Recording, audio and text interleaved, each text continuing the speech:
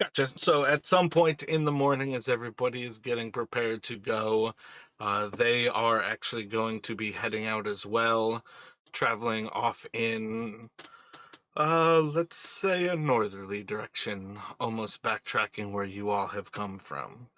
Uh, that day, the next day, are going to be pretty seamless as you all are traveling back towards Icewind Dale. Do you all have any thoughts as to what your initial goal will be? I think you'll probably make something like Lonelywood after like 4 to 5 days of travel. And this would put you about 3 days out. So you're probably like 3/4 of the way there, maybe approaching the actual like gulch that leads into Mer Dualden. It was Mare Weldon again. I can't remember that one. Oh, it's the lake, isn't it? Yeah, just the lake. Effectively, you guys are coming up on that big like canyon that like the Black Cabin would be on the other side of. But you're say like a day or a day and a half away from it. Is it getting dark, or are we good to keep going for a bit longer? I mean, this is just a general idea. Like, what do you all have in mind? Are you just like making a straight break for it? It's like Well, I think we should follow the road. Yeah. Yeah, road. Snow Road. Follow the landmark and Just get to gonna town. get you guys to narrate anything about what you were doing as you were traveling across this way. Real quick, we're still going to East Haven at this point, right? I think the plan was to call in and speak to what's her face first, the little girl. Oh, okay. Just make sure I'm on the same page as everybody else. That's all. Yeah, so I think Duvessa Shane first, who was the town speaker, and then on to East Haven to go and investigate more about Design or whatever it was called. Okay, cool. I'm on board. So I think we're called to follow the road. I think maybe walk in like twos or something. Just keep our eyes about us, keep checking for things off in the distance and stuff. An eye on the weather. If this bad weather's starting to pick up, just make sure we know that we're following the main landmarks, i.e., the road, etc. And just because we know these roads are dangerous, particularly as we start heading towards the woods, the wooded area, that we're just on alert. I think. So if we're walking in twos, as long as everyone's okay with that, we were able to just keep looking basically in all the cardinal directions around us at all times to make sure there's nothing approaching. All right, so on that third day, as a blizzard actually starts to set in, what do you want to do to adjust yourself so you don't get lost in the whiteness? Um, what sort of thoughts do you have towards landmarks where you're going to lose sight of, like Kelvin's Cairn? You basically are in a white, just open area. What are you thinking? I think we should bed down, hold our position. Yeah, I would agree. There's no point in wandering in the middle of a fucking blizzard. Yeah, if there's any, I don't know, either like defensible position or any kind of like cave or ditch or anything like that that we could kind of make some kind of makeshift shelter in. You're in snow. What do you want to What do you want to create? And go for A snow igloo. cave. We'll dig out like a snow igloo cave thing and have some shelter from the wind. Yeah, I'm definitely in. Excellent. Let's get survivals from Kansas and Kelrick. Well, I hope you're better at making a snow cave because mine kind of fell apart. You're assisting each other. It's not a twofer. So yeah, over the next bit of time, you all can kind of huddle down as the two of them start to construct and kind of lead this process. You all can certainly set down a cave to hunker down for about what ends up being about 8 hours of the day. And then kind of progressing on forward from there as the snow starts to let up late into that day. Progressing forward, the next day, you all are going to encounter. Let's see. Let me get a D100. Just the first person to roll one is I'll take. I'm just checking what this means when it says fudge. I have Just never little- been able to figure out what the fudge a dice roll is. I feel like it's meant to be you can like fake a dice roll to give a specific number, but it says that it's like fudging it. But I think it's like the backslash.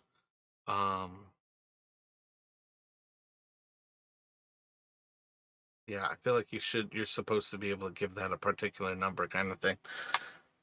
It's never made sense to me. Let me get a D20 from Kansas. And then I think 2D6. No, my bad. 1D6 from who would come next on that list? Let's go for Kelrick. So on the 28th, around dawn, as you all kind of break from your camp and start to push forward, you all are going to see. Yes, you are going to kind of progress forward into the day, where at some point you're going to see as some of the snow kind of dishevels itself. And out of nowhere, you're going to see as this tiger starts to kind of rise from within the snow, and you're going to hear, "You are not welcome on our land. Return to your home." Is it like the kind of tiger you get from like a kitten, or is it like a snowy, like not uh I don't know, not an animal type tiger? I have no clue what you're even asking. What is a tiger that you get from a kitten? Is it a real tiger? Or is Right now, you guys see a tiger's head rising out of the snow, and it apparently is speaking to you. Okay, so it's a tiger. I'm gonna step forward in front of everybody and just say, "Honored one, we mean no disrespect passing through your lands. We simply are trying to get back to the 10 towns." Make a persuasion for me. You can make it strength based, so you can just add your persuasion bonus to your actual like a strength check. So I feel that's like gonna I be a said that wrong. 6. That's gonna be a 6. Like, I rolled a strength save, not a strength throw. Is that supposed to be what it is? Probably not, because I feel like you have strength saving proficiency. And proficiency, I feel like I'm trying to give you the intimidation version of it, kind of thing. I guess I could have called for an intimidation check. What's your intimidation bonus? +2, or would this be more of a nature thing? Because I assume this has something to do with nature. It's not a nature check. You're speaking to something, trying to like buy your way past it. I'm gonna just roll intimidation. No, it's fine. Taking that roll. It's always the first roll. We'll give you the +6 still. Okay. It's a strength based persuasion. You're going to hear in response, "You cannot pass without a due sacrifice and gift to your land." Oh, what? How will you offer?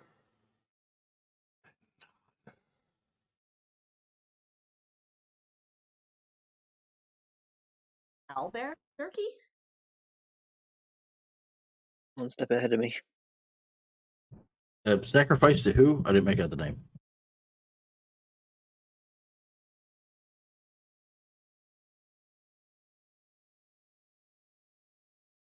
Just going to be the cost of how things are playing out here. It's always high wind. You're not going to learn everybody's name. Okay.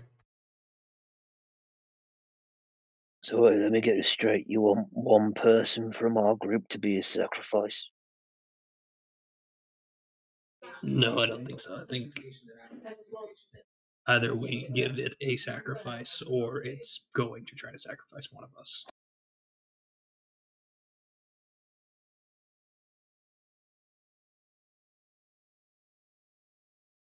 Oops, didn't mean to have him visible.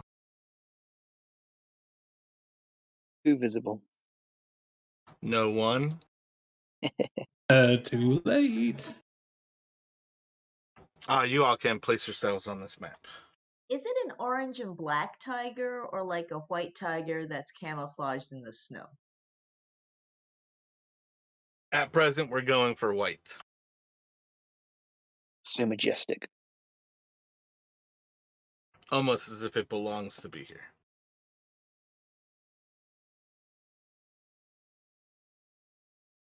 Although I'm also not sure why any creature ever evolved to be orange.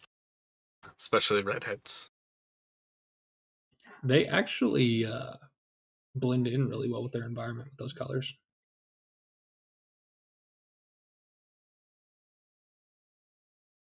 I'm trying to debate on how Ragnar. I like how you guys place yourselves as if that actually is your threat. But good job. Oh no, I just put myself up in the corner because I thought, oh, I'll be safer. Then I thought, nah, don't metagame. I moved myself closer to the group because we were all bunkered down together. So Yeah, and I said I walked out front to converse with whatever we were talking to. Yeah, that's what I was going to say. I wanted to make sure it's at least behind the barbarian to keep up. I have no idea where front is, which is kind of normal. Yeah, like you need to worry about me being in front of me with your AC. Well, yeah, but I mean, we weren't given a direction, were we? And there's like no tiger on the map, so I can't be like, oh, I'll be farthest away from the tiger. Though effectively, I'm farthest away from the tiger. If you guys didn't metagame everything that you were trying to do, you could ask me, where's the tiger? And then you could kind of go forward from there. But in the long run, place yourselves how you think you were marching, and then put the barbarian in front of you. Guys, we're marching south. The barbarian should probably be on the south side of the group. Don't metagame We're working on my the twos, actual right? presentation.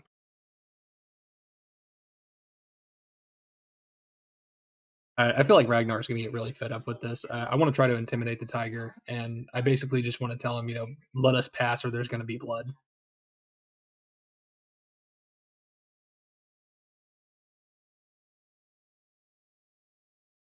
You all can roll for initiative.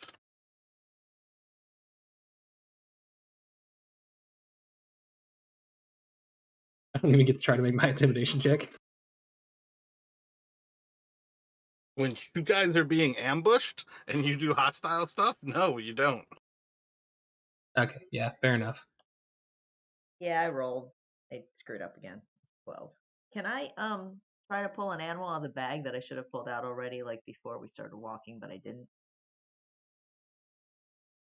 I could have given an animal as a sacrifice. I have to wonder if you're ever going to learn, being that you can't actually roll with initiative to get yourself on there, if you're ever going to learn to start your day with, I would like to pull an animal from the bag. No, probably Because not, but I have done the initiative right a few times out of like 100. But that's my point. I want whoever has that bag should be the person who knows to start their day with pulling an animal from the bag. But yes, True. you can pull an animal from the bag, but you have to stop. You have to learn to pull an animal from the bag or give it to somebody else. No. Well, I then get you the don't animal. have an animal. I mean, and Pull I it from the thought bag about the inside of idea. combat. Okay, I thought about the idea of giving it an animal out of the bag, but then I thought that it probably wouldn't be like a good eating animal, and then it would be more mad at us. Of course, if I'd had the pig out, then maybe it would have just said, I want the pig. But, I might have thought it was like Wilbur and was a talking pig. You all are welcome to take a few moments to yourselves, step away and whatnot while I get this prepared. I have a feeling I might have just got us into some shit. That's fine. It's part of the game. Sometimes you make the right decisions, sometimes you don't. Well, and I kind of feel like that's how my character would have played it. I mean, effectively, yeah, none of you guys jumped to actually giving it an offering. You guys definitely went straight for this is going to push towards combat. Hey, I tried diplomacy first. Which was Right. where you got even the chance at giving an offering, and none of you all appealed to that. True enough. I asked what it meant. Yeah, and basically we have good berries and owlbear meat, and neither of those is really tiger food. You guys have a gnome, you've got gold, you've got coinage, you've got plenty of stuff that you can give up. Tigers don't like gold. You didn't even try. You've got a tiger talking to you, and you wonder why it wouldn't like gold?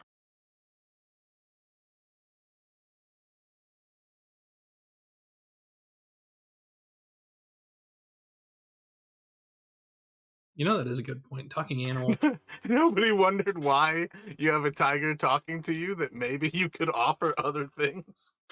It literally responded to that threat with, who, what, or how would you like to honor Brunhild?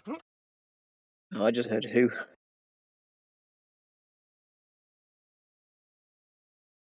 Probably a fucking druid or something. Right, and they don't like gold either. Bullshit. You love gold. When you assume, you make an ass out of you and me. So if you're going to assume that a druid doesn't want gold, you're certainly not going to have the chance to offer it gold. You don't have any dexterity bonus at all, Jamie? I have a +2. You rolled a d20, and then you didn't add your +2? You said to roll a d20. He said to roll initiative. It did All right. indeed. This is why I can't do anything right. We have a language barrier, okay? I'm a gnome and I understand nothing that you say. We both speak English and your gnome speaks common. Nope, I'm a gnome. Understand nothing. She hasn't picked the grubs out of her ear from last time she went hole diving. The longer he takes to set this up, the more intimidated I am getting. Yeah, if it's one small thing, it would have been set up already. It's when it's like a whole army of crap. It takes forever to get everything out. Oh, I was thinking this was going to be an encounter that we could do purely theater of the mind. However you want to do it.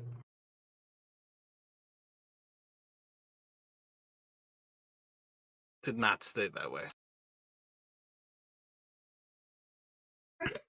Mara said, I thought you guys were just going to breeze past this, and then the barbarian had to act like a dipshit.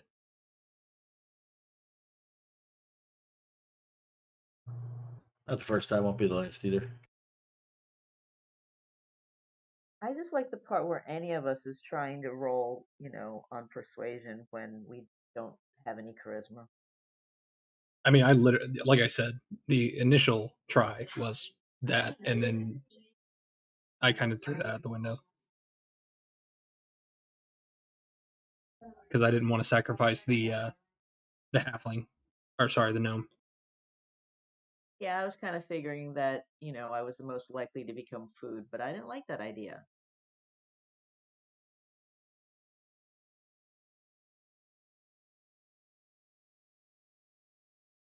What in the fuck? Maybe he left to get something to eat. The longer we keep talking shit tomorrow, the worse this is going to get. Well, I just I figured that. added extra shit because you guys are talking shit. Oh, okay. I kind of figured that maybe he stepped away, and then, this is an Jamie? something. I already told you guys you could take time to yourselves to step away. I didn't say I was stepping away.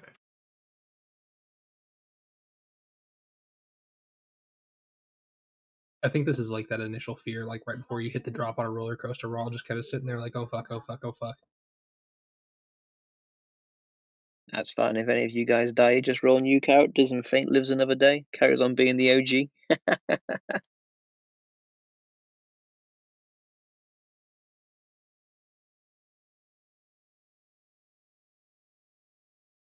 Half my party are dead. It's time I got out of here. Hank straight books it, runs away. All the best. Kind regards. Alrighty then.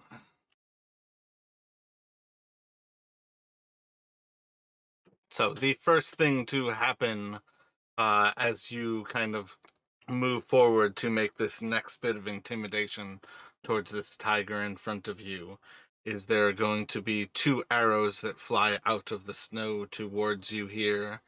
And let's see. 4. Yeah. They are both going to shoot at was that Kelrick? Yeah, Kelrick is the bottom of the initiative. First one with a 8 to hit's gonna miss. Second one with a 20 to hit should hit, and it is going to deal is that 11 piercing damage. Okay.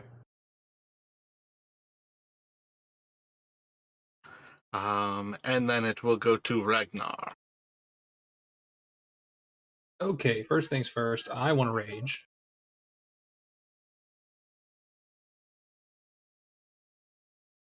And I am going to run straight at the old tiger. And then I'm going to use Reckless and make 2 great weapon attacks at him.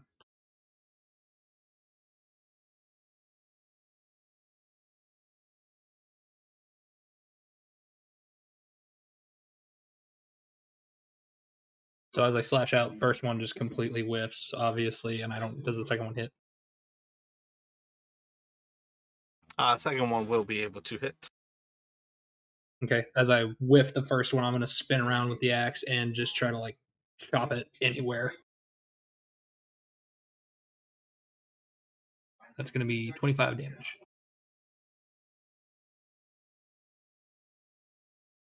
That's crazy damage, right? It's fucking high risk, high reward because that motherfucker has advantage next turn. Yep, plus 13 damage. Your modifier is insane. Great weapon fighter gives you, so it takes away -5 to hit, but you automatically do plus 10 damage. Plus 10 is really huge. Did the arrows come from the tiger? Is the tiger still a tiger, or is it a person now? There's another 2 to the bottom left. Scroll out on the map, Jamie. Oh, got it. I see 2 people and a tiger. He's a Khajiit. Khajiit has bullshit if you have time to fight. And should be the end of your turn there. Yeah, that's it. Unless that killed it, but I know it didn't. I wouldn't waste the time setting it up if that could kill it. Son of a bitch. From right beside you, another creature is going to kind of pop out of the snow. As I realize they have multi-attack, and 2 more arrows are going to fly towards. Let's go for... That was the wrong die.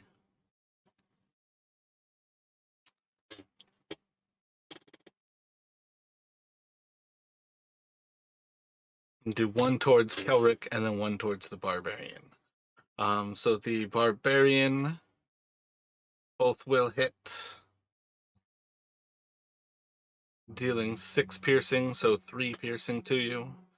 And then one towards Kelric will miss with a 9. It is going to go to the tiger in front of you.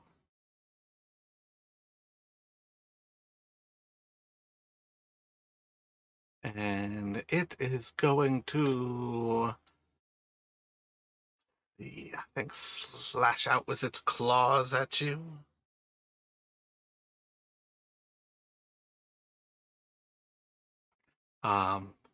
12 is probably not a hit. It's very, very disappointing. Nope. AC It's 15. Gonna go to faint.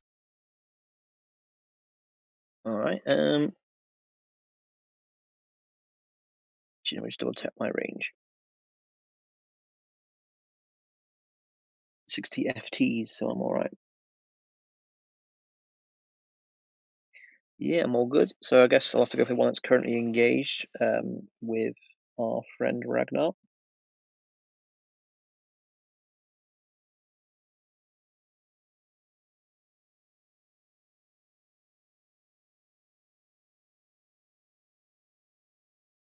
Very low damage. Ragnar, take another arrow from one of those first 2 that showed up. This would have been pre-rage, and it's doing 13 piercing towards you.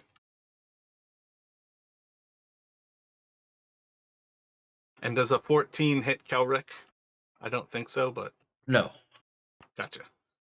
That definitely hits. You were throwing at the tiger, Josh? Yes, that's right. Gotcha. So 13 to it.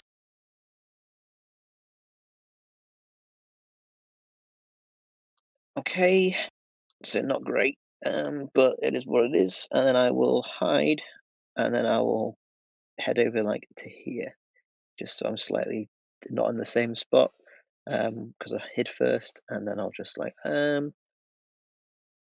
know what, I'll go prone as well, just to make me a harder target to hit from the arrow volleys that are coming in. Make a stealth check.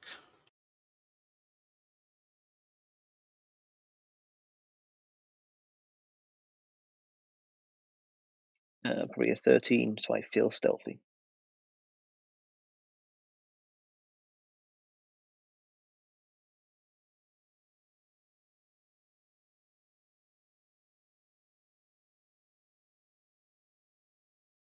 And then to Kansas. All right. I want to tell the boar to attack this one. Oh. All right, hold on. I'm trying to like the one that's in the farthest over to the west, like 40 feet. Gotcha. And then Just confirming. yeah, I can't make it ping for some reason. I think that's I don't ever want you all to ping. I want cardinal directions. That's why I said I got you. All right. Anyway, 4 is attacking that one over there, and I am changing into a wolf. I think that's my whole turn that I can do that is change into a wolf, right? No, the And then whole you can move. point of you switching to Circle of the Moon is that is a bonus action for you to turn into a wolf. Besides that, you can also always move. Okay. Well, then, It which wasn't. case? I'm gonna say, sorry, it wasn't her telling the boar to move up, wasn't that her bonus? That's technically a free action to take the time to speak to it. Okay, that's cool.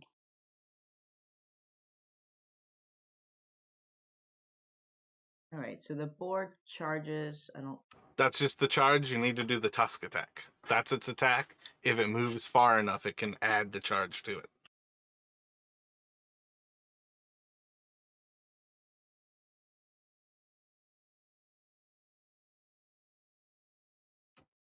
So it is going to charge up and just miss that person as they kind of like leap out of the snow where they were huddled to dodge the attack. All right. And then in wolf form, hmm. Okay, so this pack tactics should work because the boar is in front of the thing. The boar technically goes after your turn, so it is not there right now. Pack tactics Only- does not work. But I'll run up and bite.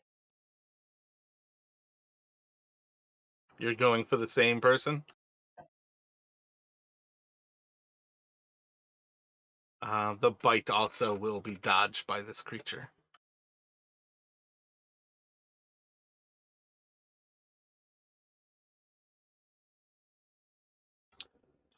Anything else from that? That should be everything for you? Yep. But now pack tactics will work for next time. And I'm about to get beat down by this thing next to me. Well, that's unfortunate. Another 2 arrows into...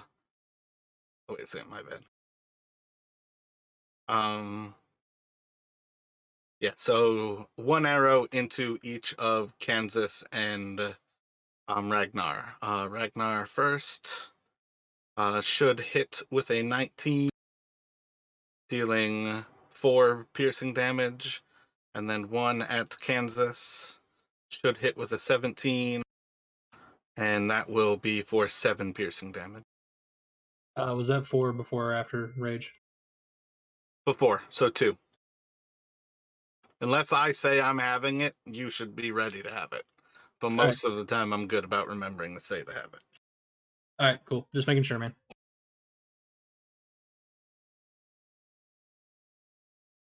Next one is behind. I think that one's gonna go for...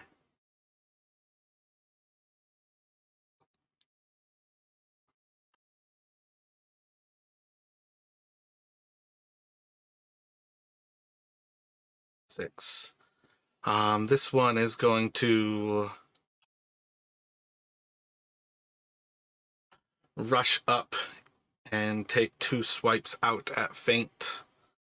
First one will crit. Second one should hit with a 15. Why didn't it shoot arrows like all the rest? It just spawned behind me the moment I went prone and then meleeed me. Fair enough. But yeah, for the You one that's went crit, I'll prone. take. I had an ambush set up for you all. I roll Cool. a d8 for where they are. I'm This not is complaining. I'm simply just how saying. I present the game. All right, Don't chill. go prone. You're the one who was pissed about it, Josh. I rolled I dice wasn't for being pissed. everything that they do. I wasn't being pissed. I didn't raise my You voice were or anything. I definitely was being commenting. pissy about it. I absolutely was not. I implore you for saying as such. So I'll take my uncanny dodge for the crit. The crit's for 5 damage, so you'll take 2. And the next damage is for 4 damage, and you'll take 2. Or for 4 total, rather. You'll take 6 total. Cheers, and you.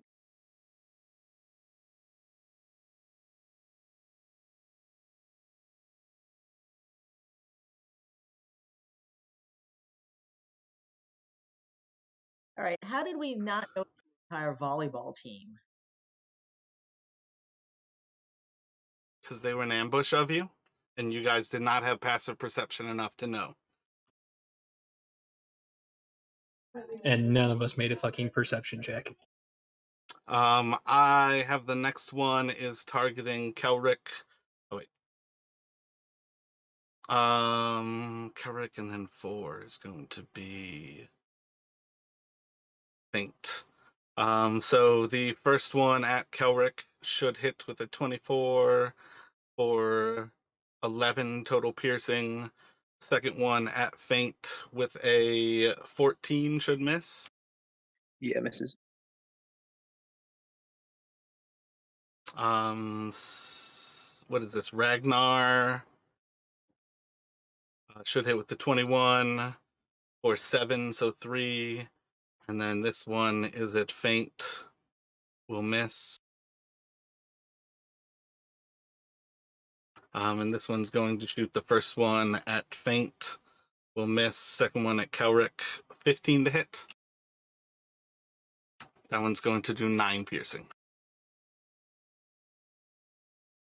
And then we'll be on Kelrick.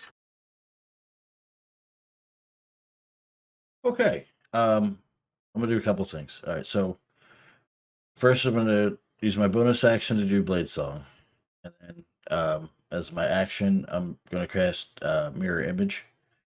And then I would like to move, which 30 feet will get me exactly here. Then I'll draw the weapon, and that's literally everything I can do. This one is going to step through, make 2 attacks at Kelric. First one is a 15. See which one I'm hitting. Yeah, well, now it misses. Oh, sorry, I gotta roll a d20. Oh, no, my bad. It has to hit you before it sees about a duplicate. No, it's the duplicate. That was my mistake. Let me roll a d20.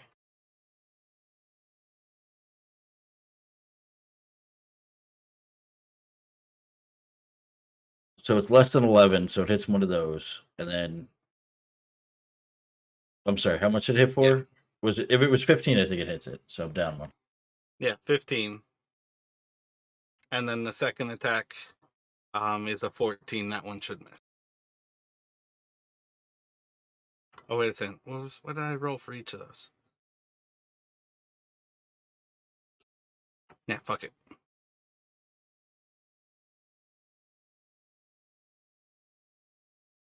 This one is below Kelric.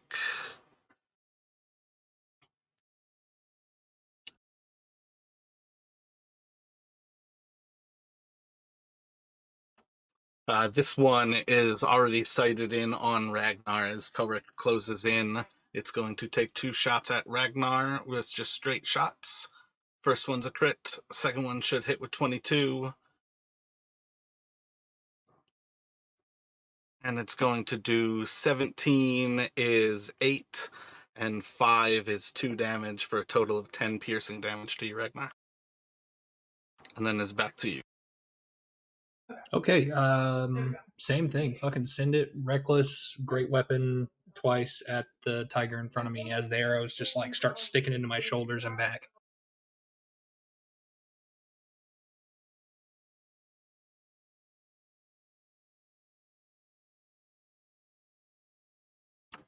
First will hit. And the first one's doing 17. Yep. So after the first hit, the tiger is going to turn back into a human form, where it seems to be a human who's actually wearing like a cloak of a very similar tiger.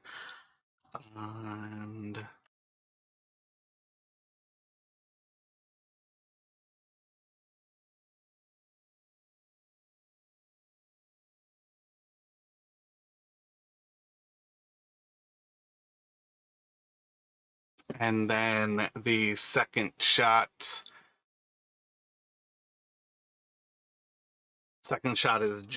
just going to hit as it almost moves out of the way while it's changing forms. It's going to almost like form back into the way of this blade as that sinks in as well for another 27. Yep.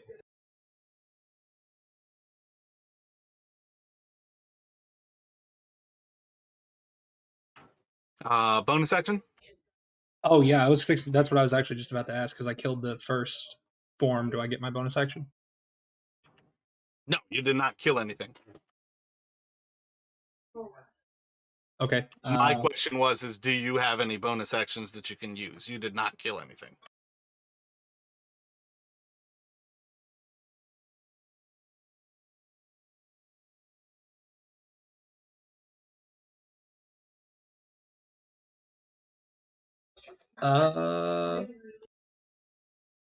Okay, yeah, that's fine. Sorry. No, I don't have anything. If that's not reducing that form down to 0 hit points. Ooh, it doesn't say you have to kill it. Says I have to reduce it down to 0 hit points. Quick check on the wording. Let me bring up Kansas real quick. That's interesting. I never thought about it that way before. I'm just saying, if it's reduced down to 0 hit points and then transforms back, I should get my bonus attack. Yeah, I don't see it simply in the spell, but I do feel like if all of the hit points are carried over, it should reduce it to 0. So I would say that would give you the bonus. Okay, I'm gonna use my bonus and great weapon attack one more time at the same thing. Or yeah, I can do that, right? I don't know what you said, but I'm going to go ahead and say yes. Okay, so that is a 19 and 20 damage if that hits.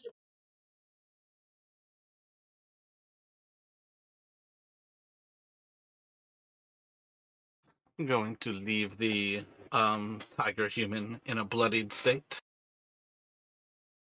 And that is going to end my turn. So I think I rolled. Yeah, this next scout is going to fire 2 shots at Kelric. First one with an 11 will miss. Second one with a 10 will miss. Want me to roll the mirror image die? I don't think it matters unless I hit you.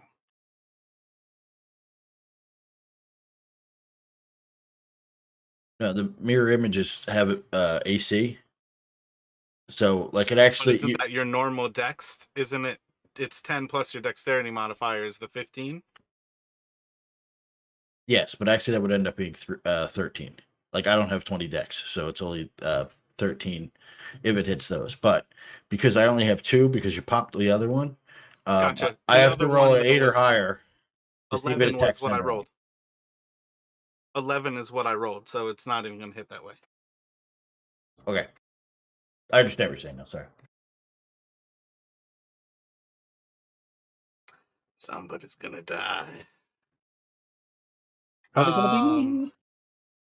I mean, how low are you? Are you bloodied right now? No. Yeah, I don't think it's going to be you then.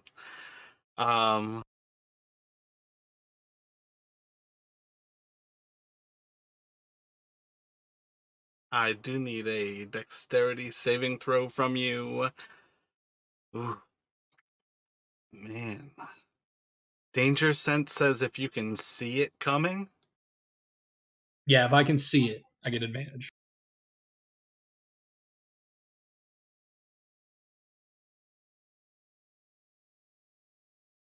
Yeah, you have advantage on dex saving throws against effects that you can see while not blinded, deafened, or incapacitated. I feel like you'd have advantage on this one. Then that is going to be You're a 19. watching as the druid casts, so I feel like that makes sense. And you're gonna see as the sky rains down from above, as just blades of ice start to form about 60 feet up in the air, and then they are going to slam down in front of this druid. So you will take half damage. Let's see about the other scouts. They as well are going to take half. So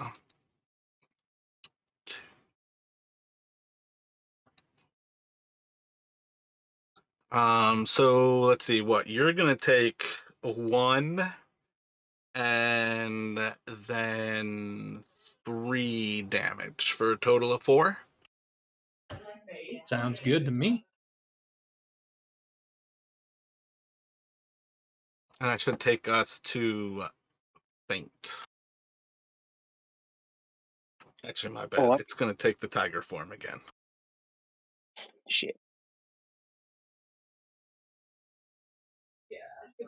This is why I fucking hate fighting druids. That was my plan of action out the window.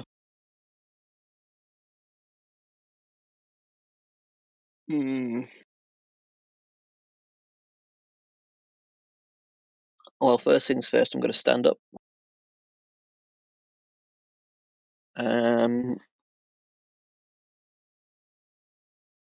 just get rid of this guy who's next to me then, so I'll attack him with a psychic blade at melee. Or her, or them.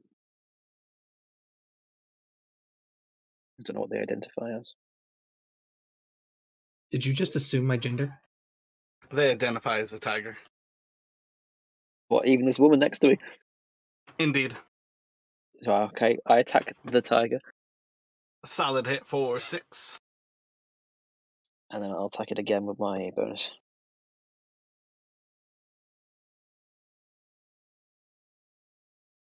Hello, Poppet.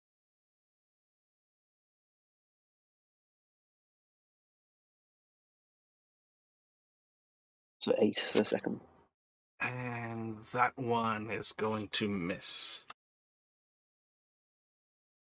Shit. That ends my turn.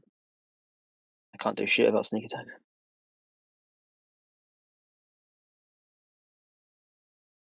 Next turn to Kansas.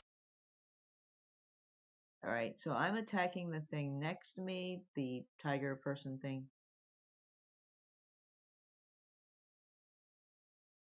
And that should be with advantage. Solid hit. They remain standing. All right, and then the boar is not backing up. It's going to use a tusk attack from adjacent. That's going to miss.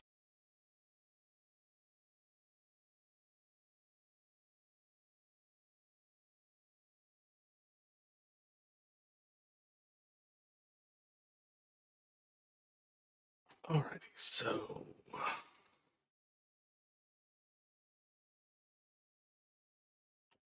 shot into Ragnar's back. 20 should hit, and the second one with an 18 should hit.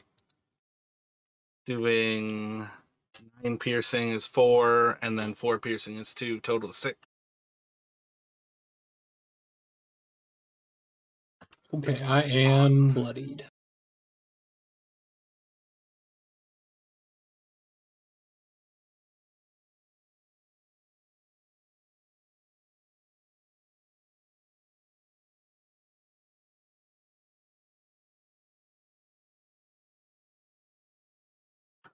This shot is going...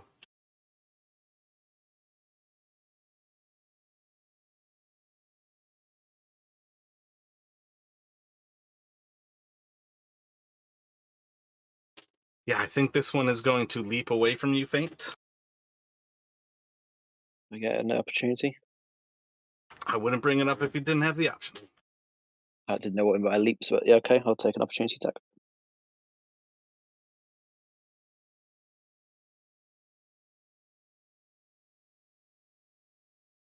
So 21 for 8.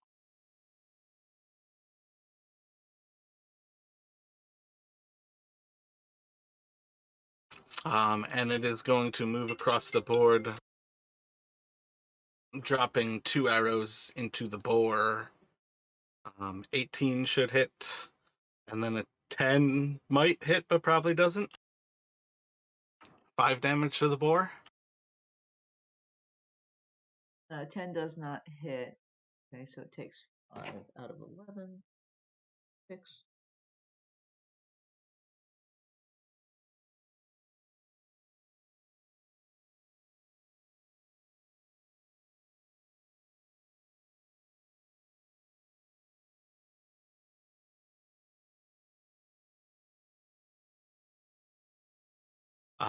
Two arrows towards Faint from the southeast. 23 to hit, and then a 9. 23 is going to deal 11 piercing. Okay.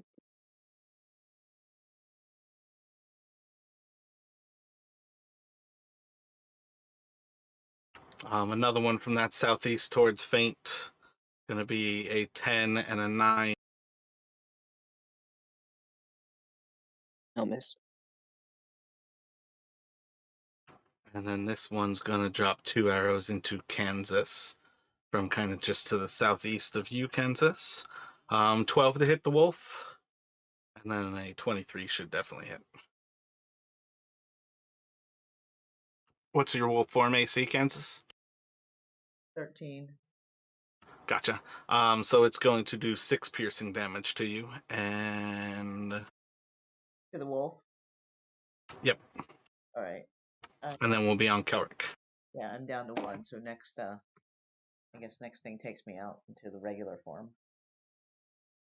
Yeah, when you all hit 50% health, you can mark that you are bloodied on your characters with those little red markers, like, underneath you.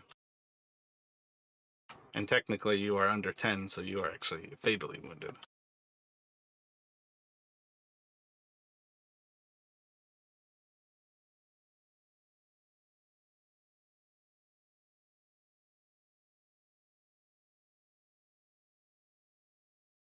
You there, Coward? Oh, yeah, sorry. I didn't realize it was my turn. All right, so what I'm going to do... Oh, this is bad. All right, so what I'm going to do is I'm going to bonus action cast Shadow Blade, and I'm going to take a swing at the individual over top of me, or to the north of me, rather.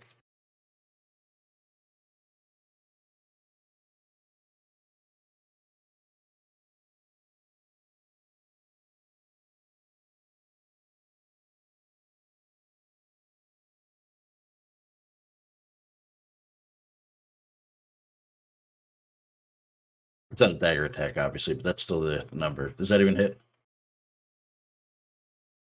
Anytime you're not rolling the damage, I want you to roll the damage right away to allow it to actually do these things regardless. But yes, that does hit. Okay.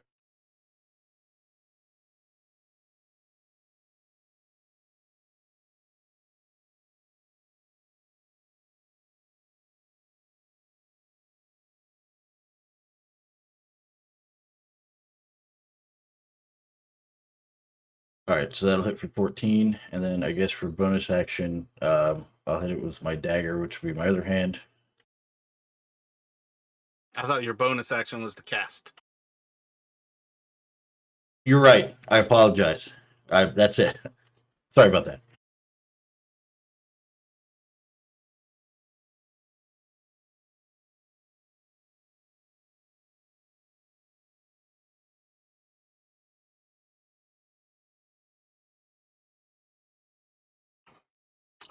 That one will be in fatally wounded condition after that strike.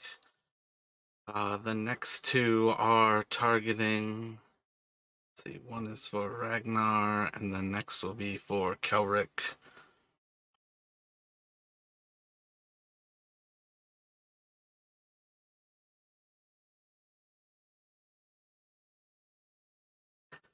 Yeah, I think this one is going to disengage.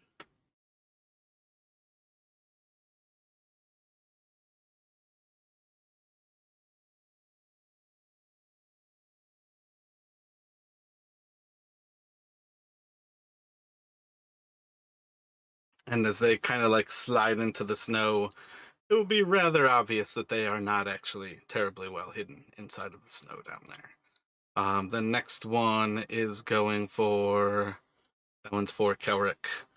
It's going to do 2 slashes at you with a 9 and a 9. It will go to Ragnar. All right, you said L Druid down here went back into kitty cat form, right? Indeed.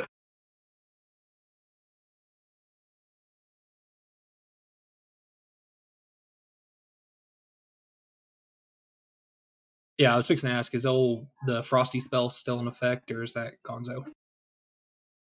No, that was just an instant. All right, sweet. Well, I'm gonna keep doing what I've been doing then. I'm gonna go reckless, and I'm gonna hit it with 2 great weapon attacks because this thing's got to get smashed. It's really pissing me off.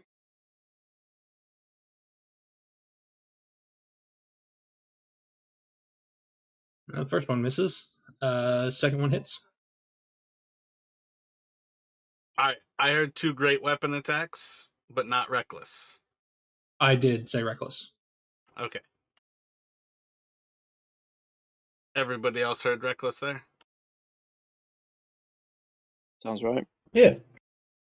Yeah, you guys are really convincing with the sounds right and that. Yeah. No, seriously, man, I'm not So bullshitting. advantage will hit with that second one, dealing 19. Okay. He did. He's always saying reckless. He's loving the reckless. Well, it's the only way I'm getting advantage right now, and I kind of need it. Yes, like last week when we played, you were not doing every attack reckless. That was the difference. Why I asked. Yeah, no.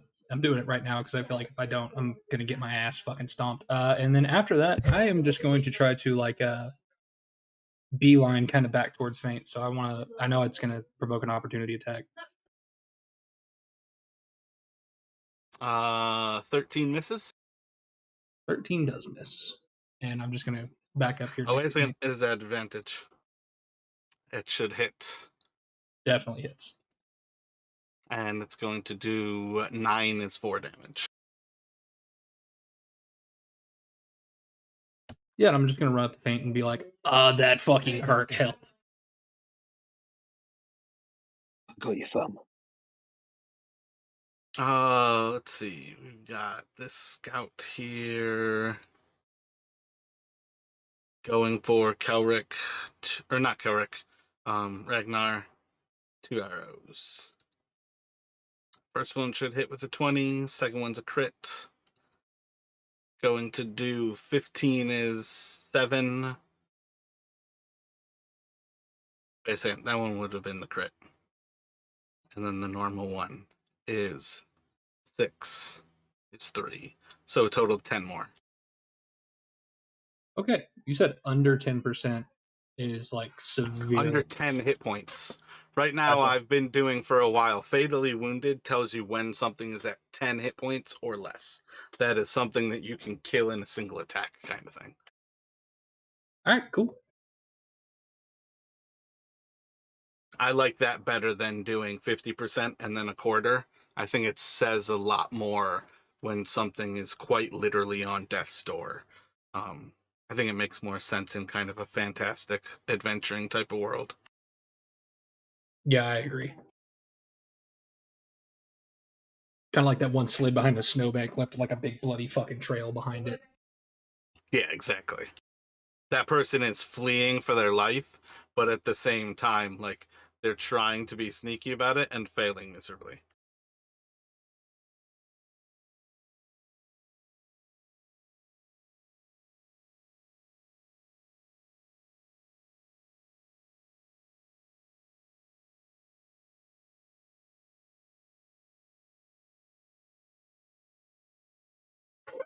I could have figured that was going to happen.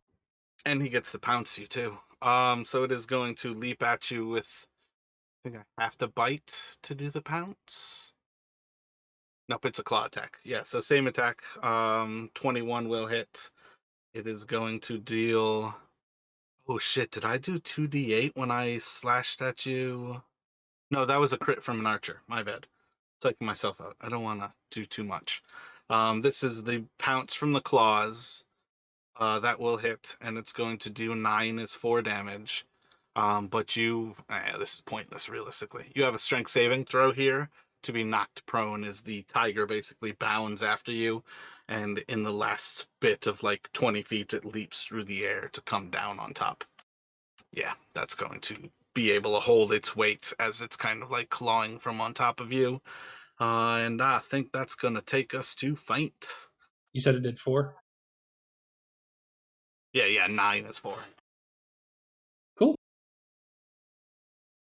Didn't sound like it was enough for me to do my sacrifice self for you, mate. You judge by the dots, buddy.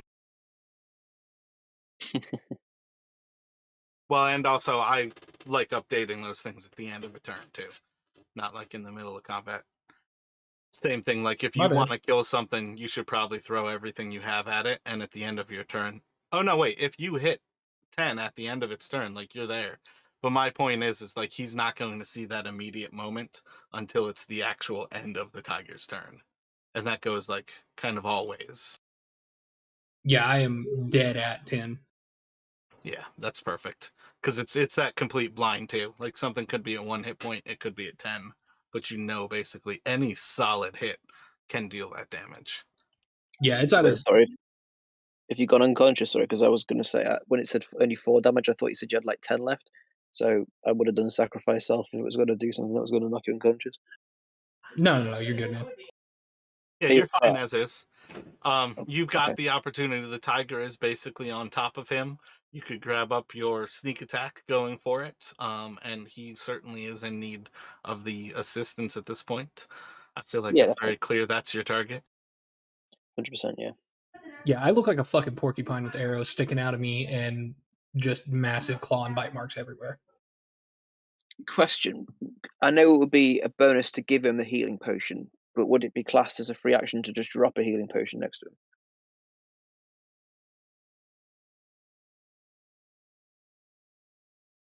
I think the problem with that is that it's almost a free action to grab the healing potion. I would say normally my idea is that it is a bonus for you to take a healing potion.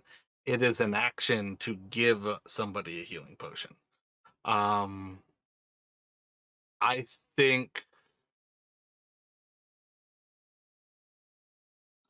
at best I can give you a bonus action to hand him a potion, but he's going to still have to use action economy to do such.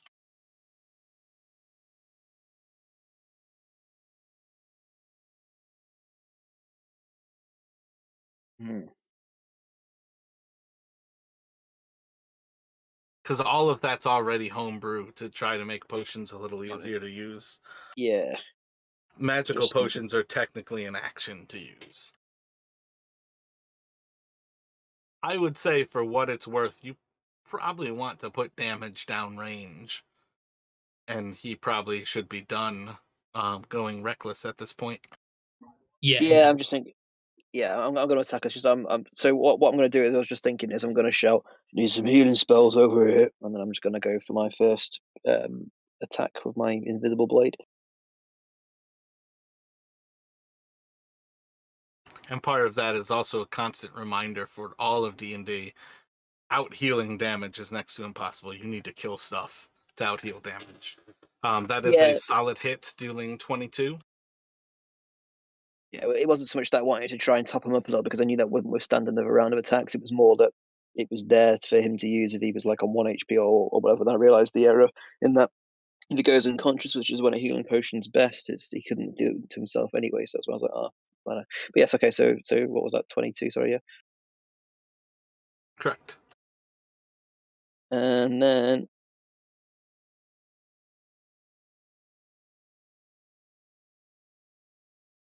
So that's where you've got to hit down range. At least now you can decide, your psychic damage or pass a healing potion.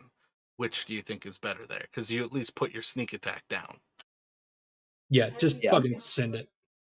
Yeah, I do no damage when it's not a sneak attack. But what I'm thinking is I'm not going to give the healing potion because I need it in my hands to give to you if you go unconscious, and I can't do that if you've got the healing potion because I have to get it off your body and then give it to you. So,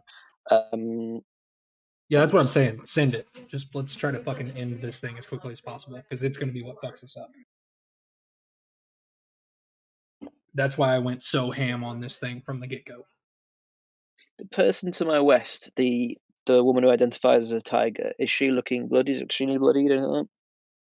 Right now, the only one of them that is in the bloodied condition is mortally wounded to the south.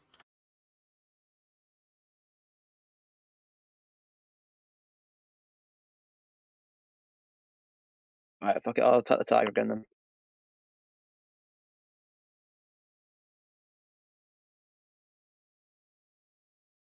17 to hit for a 5.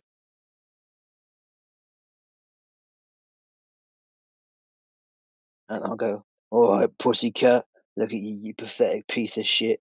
Fight something standing up, coward. And we'll take that to Kansas. I don't even know. I never know how to describe a bloodied condition creature as you're stabbing it with stuff that doesn't leave wounds. It coughs up a little bit of blood. All right, so I'm at 1 hit point. Can I switch, I guess, through druid form? And I've just realized that whole discussion, I think last week, I can go into bear form, which is bigger. That comes down to the problem of, technically speaking, you could leave wolf form, but you can't really go right back into bear form. So you could leave wolf form, cast a spell, and wow, no, you can't even cast the good spell. But you could maybe run over to your druid or to your barbarian, leave wolf form, and then like heal wounds, something like that, cure wounds, something like that could be very useful. And then next turn back into a bear. All right. Well, that is what I will do. Let's see, I will run over to the barbarian, and I've got cure wounds. Barbarian looks really, really sickly. What level spell? Doing third? Yeah, Holy third. shit. Is that 8 points? Is that it? Yep. You roll 2 That was ones. shit. Well, I'm glad it was third level then. Really sad. Would have been like 1 That point. dude, that's better than nothing. So move yourself on over to him. All right. It's more than So a healing potion would do. I'm assuming the boar follows me. Like, I'm guessing I can't give it commands while I'm dealing with this. Not really. You can give it commands however you need to. All right. Well, I guess it'll just come with me, and it will attack the tiger. This will Go go for well. it. It'll die soon. Use Tusk attack. And if you hit the charge. Or just both. You will have travelled far enough for you to do charge, Jamie. Sorry, looking for the right screen. 4.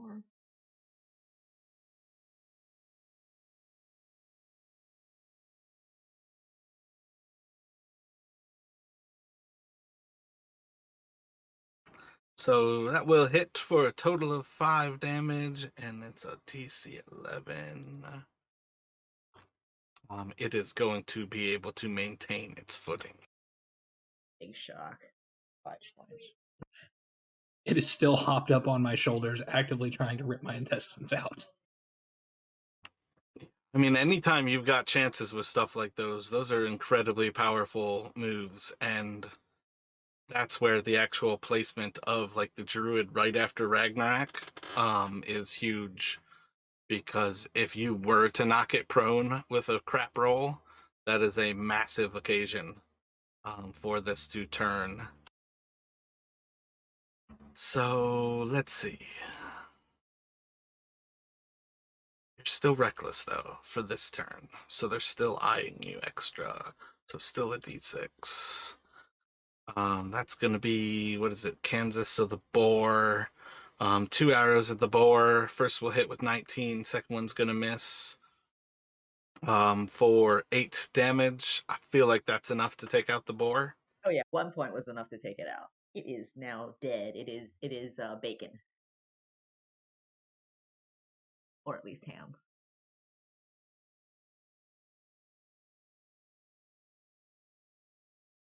This one is right next to you all. So do the D8, I think.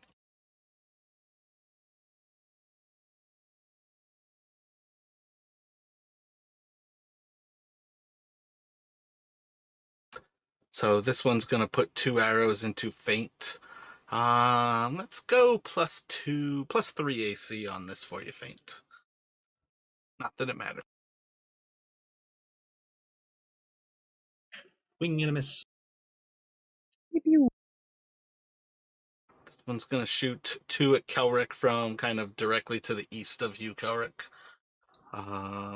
23 to hit. Let's see which, what I target. And the next one's going to be a big whiff.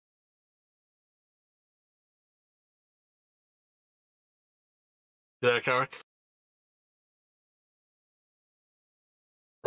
Yeah, I got. Sorry, which one hit me?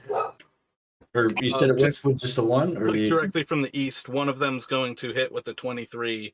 I need you to see what I'm targeting. I think we're on a D8 or higher. You are correct. So Wait, one of what'd mine you is just one. roll there? Gotcha. So you're down to 1 duplicate? You are correct. So wait, if you roll an 8 or higher, it just straight whiffs.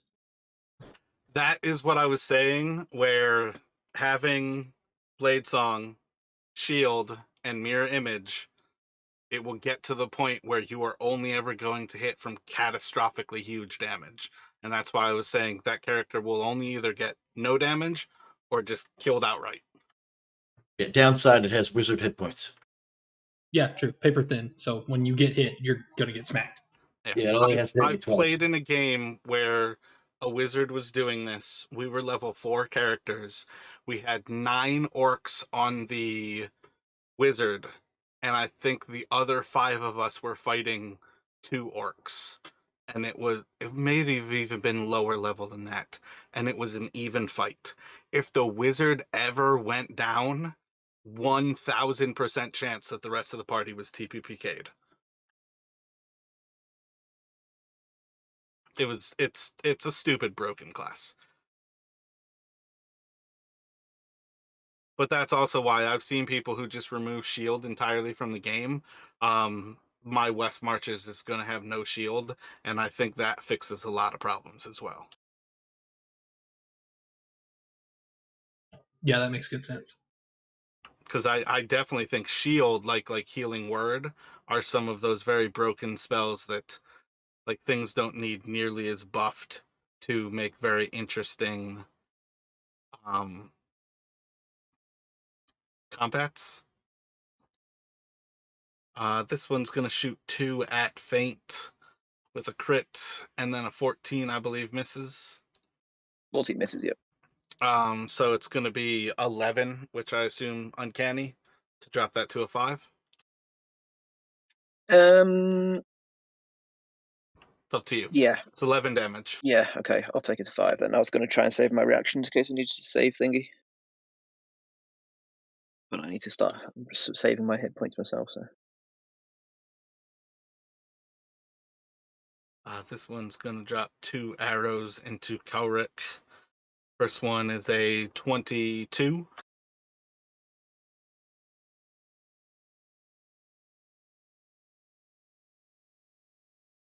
Are you there, Kalric?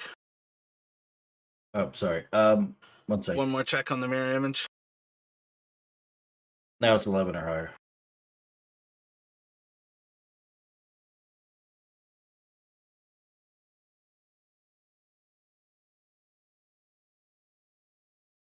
And then the next one should hit you with the 21.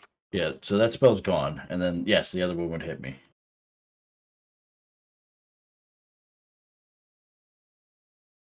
How much damage is that?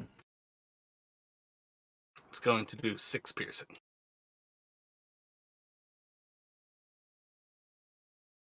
I have to make a con save for concentration. And then after that con save, it will be on you. It should be 4 higher than that because of Blade Song being on. So we're using the first number or the low number?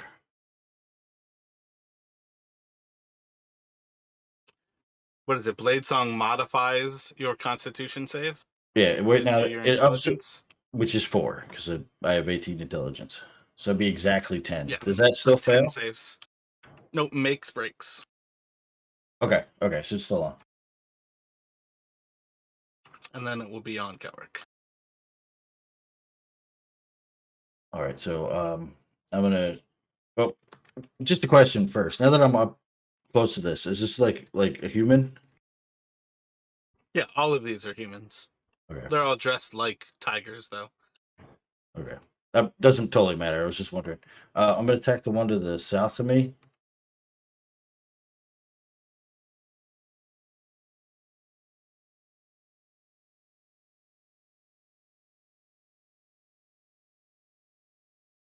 Anytime you roll the damage. Solid hit 4-7. Yeah, it's on another page. Just takes me a second.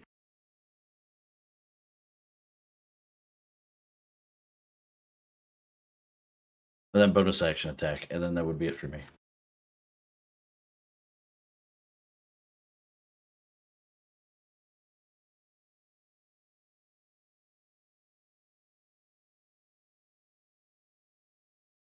What is the bonus action? Two-handed fighting? Yeah, it's just offhand. That's all. Does the Shadow Blade create a light weapon? Yeah, it specifically says it's light and finesse Gotcha. and thrown.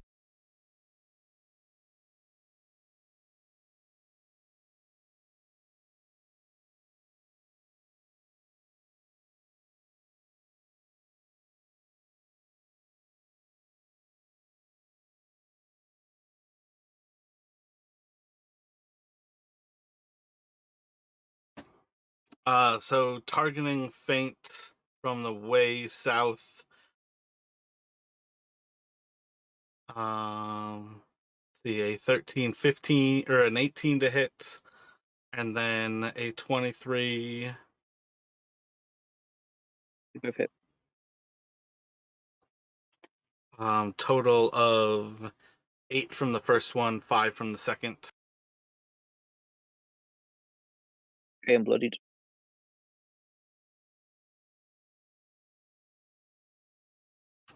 This one's on Kelric.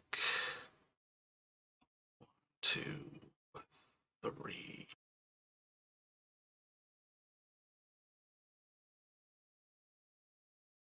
I think this one is going to disengage.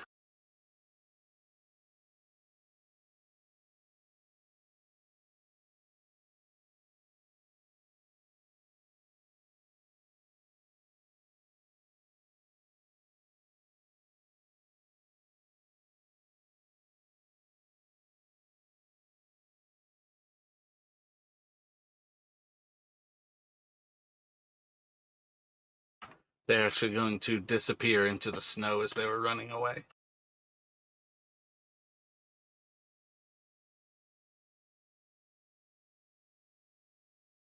Which direction were they running?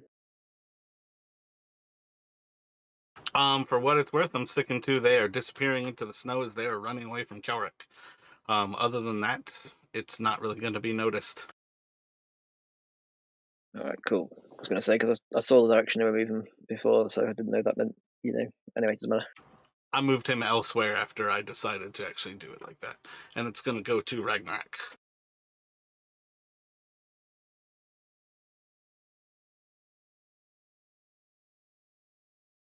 Okie dokie. I'm not going to use Reckless this time. And I'm just going to make 2 Great Axe attacks at the tiger. He needs to stand up first, by the way. I know you survived, didn't you? Oh, Yeah, he never got pulled down. First one's going to miss. Second one. Wait, should these still be Great Weapon Master? No. I'm just using regular attacks. Gotcha. Second one's going to hit for 8. And I'm going to turn to Kansas and Faint and look at him and say, if this gets too bad, run, and I'll hold him off.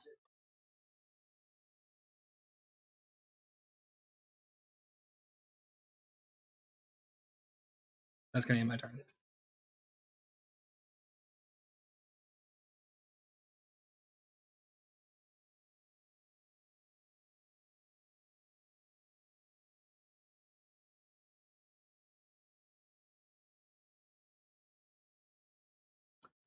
Going to take 2 shots at Kansas.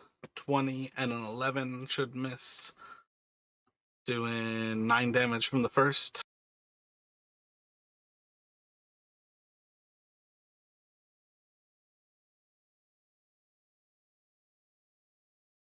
All right, the 11 attack did not hit. I assume your AC's over 11? Right. So the 11 yeah. hit. So it's Yep. 20 damage. No, the 20 was the hit for 9 damage. We had that temporary 10, right? So it should just be like still okay. My headphones blinked out there. What was it? We had that temporary 10 at the start of the day, right? This is true. Everybody should be starting with 10 temporary hit points at the beginning of their day. Did everybody have that at the start of all of this? Yeah. I know I did. Yeah, I did. That's why I remember. I wouldn't normally remember. Did Ragnar have that? Yeah, I did.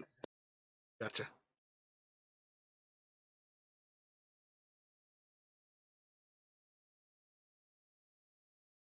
The cat is going to claw out at Ragnar. Big ol' miss with a 13. Should go to Faint. Okay. It's target time, baby.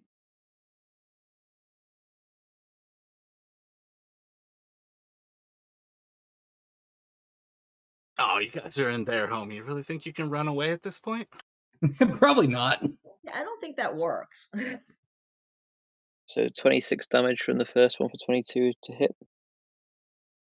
Fuck me. Maybe later. All right. That is definitely going to turn it back to the humanoid form. Beat the bitch. 22. Wait, 26? Yeah, 26. Oh, that's interesting because I'm pretty sure 18 plus 8 is actually 26. So when it turns back into a human form, you're going to see an incapacitated and dead human before your blades. Nice. Then I yell, "You better all stop fucking running, you're next." And then 1 second. And I'm going to throw my second one at the one that's severely bloody to the south, who's just in range.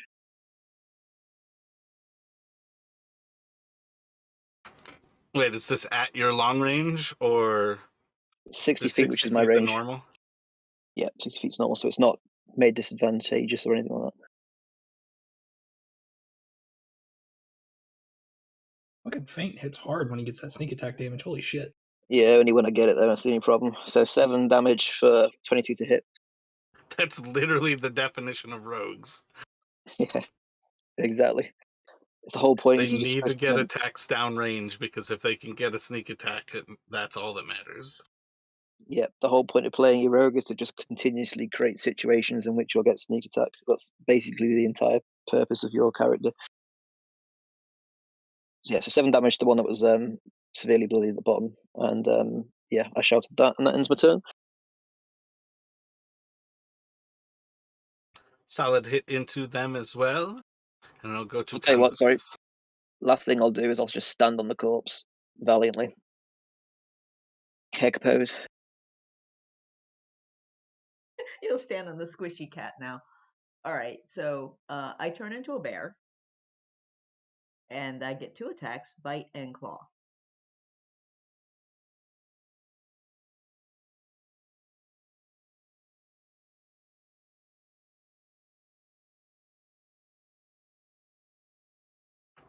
Both of those are going to miss.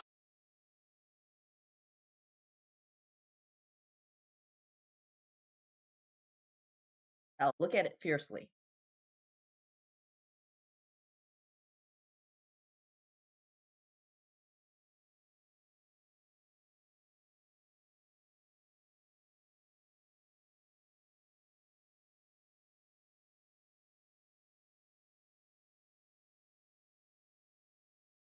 Was it 3 of you are bloodied right now?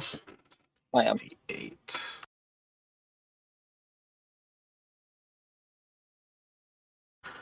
Two arrows from the south are going to fly up towards Ragnar. 18 to hit should hit. And it's going to do 6 as 3 damage. I'll take that. Gotcha. So reaction to push him out of the way.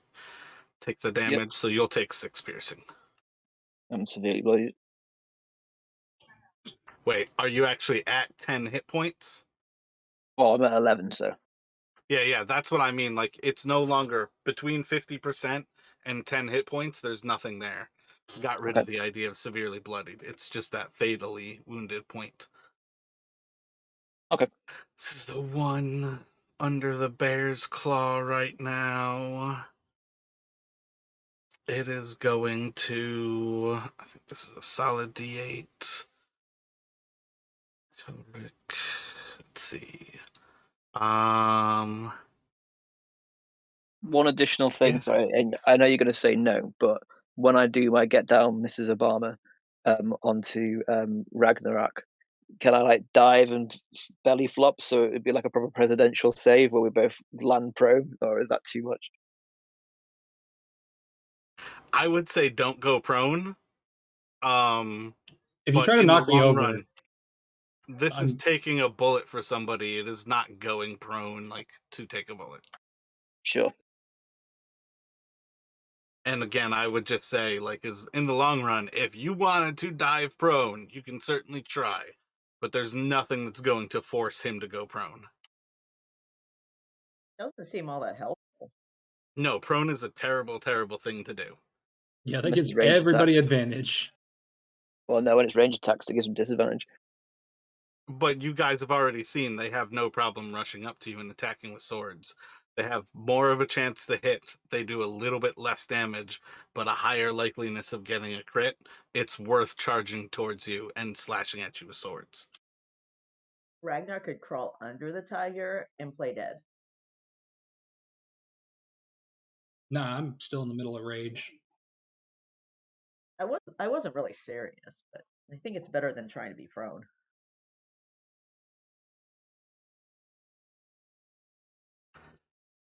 Yeah, this one is going to disengage.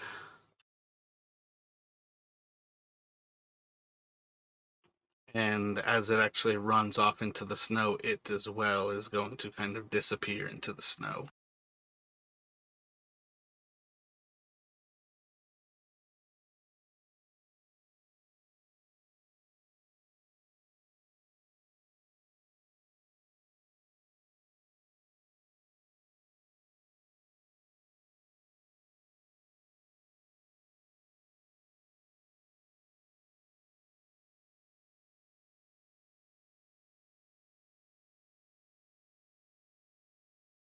See, they're not honorable like us. We don't abandon our dying teammates. Do you want me to keep them here, Jamie? No, I'm just saying that they're not honorable. We are. 2 more arrows are going to fly at Kansas. Also, we die anyway. 16 and a 14 to hit you as the bear. I don't have to roll for them to leave, but just let them leave. Don't try to talk shit to them. Allow me to play them.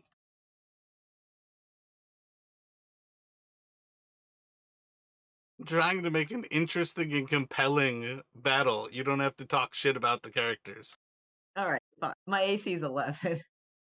Alright, so they're both going to hit you. And it's going to do 6 and 4 damage for a total of 10 to the bear.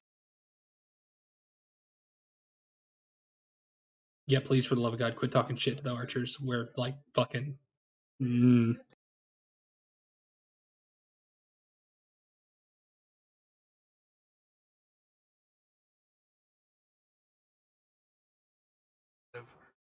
Two more at feint.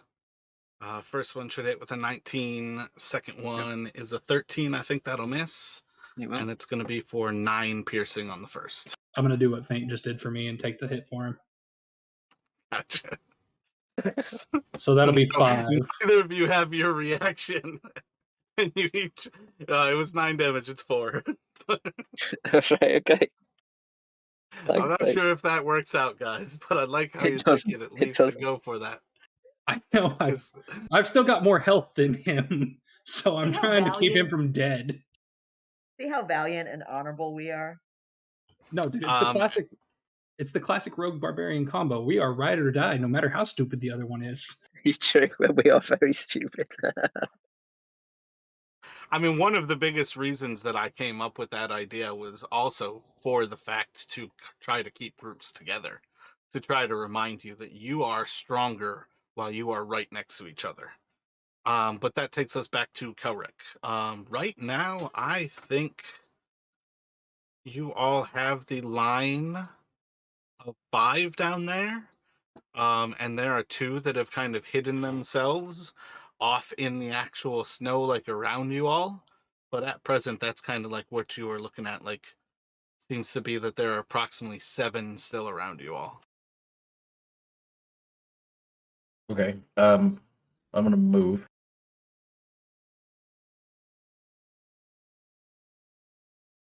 And then I'll attack the one with reach. Or sorry, I'll attack the one in reach.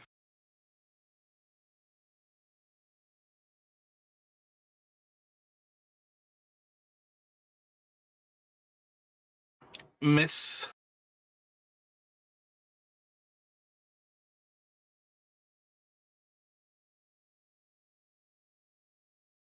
And that one is a hit. Okay. That's it for me. Ends your turn with that. Yes, sir. That one will be bloodied.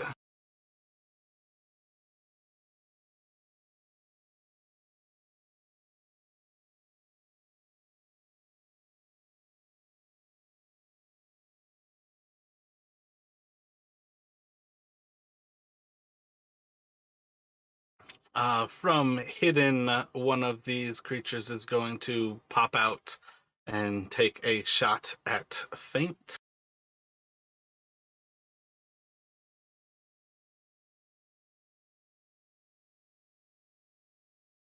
I've had advantaged 15 to hit, AC 16, and the second one is an 8, will miss as well.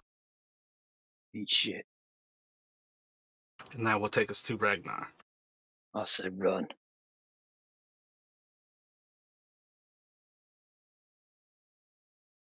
Ain't too much to run now.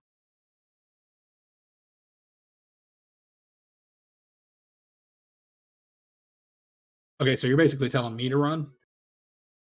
No, them. Okay, good.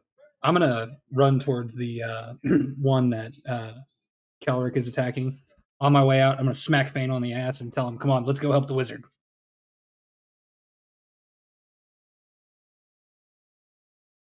Don't encourage him with the ass smacking. It's my kryptonite.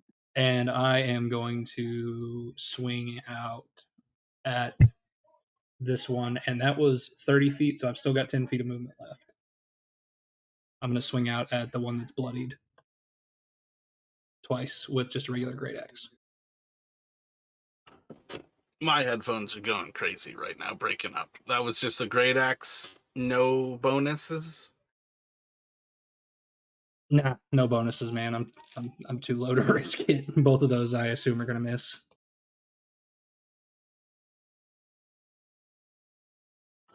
Yeah, both of those attacks are going to swing and a miss.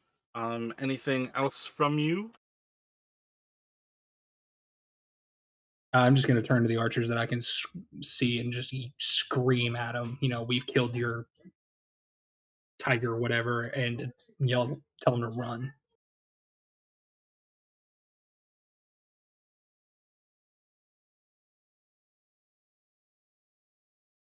From just to the east of you, 2 arrows are going to fly at Ragnar. 8 and an 18 for 11 is 5 damage, and that'll go to Feint. All right. So the ones to the far south. When did that die? Sorry. What was that question? The ones to the far south. When did it die? I don't remember. When you Oh, your psychic blade last turn. Oh, it was me. Sorry, I didn't realize it was me. I thought it was. I didn't quite finish it off. So that's good. That's good news. So the bloody one then that the 2 boys are engaging. I'll go for an attack on that one. Wait, you guys are focus firing? Did you actually want to win this combat? That's craziness. You guys are doing it right. And 25 to hit for what's that? 22 damage. It was a solid hit.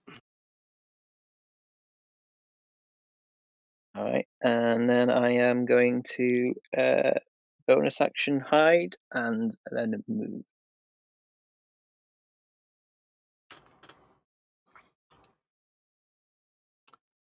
You can roll for stealth there. Yep. So a mere 12. And it will go to Kansas. I refuse to cooperate. I'm going to head for this one to the west.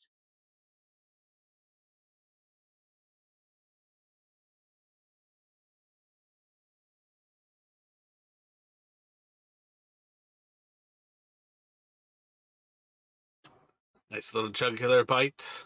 Second one, a solid claw to its chest. Anything else from the Kanzayas? Nope. I will follow. That one as well will die as you tear out its throat. I will spray everything around me with blood and I shake my head.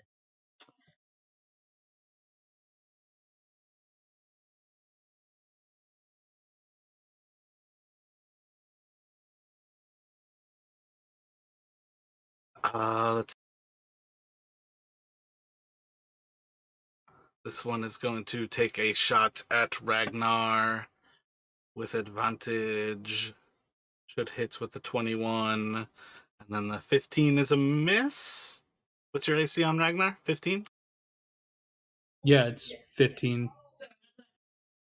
So it's going to do 7 is 3, 6 is 3, total of 6 damage to you. All right.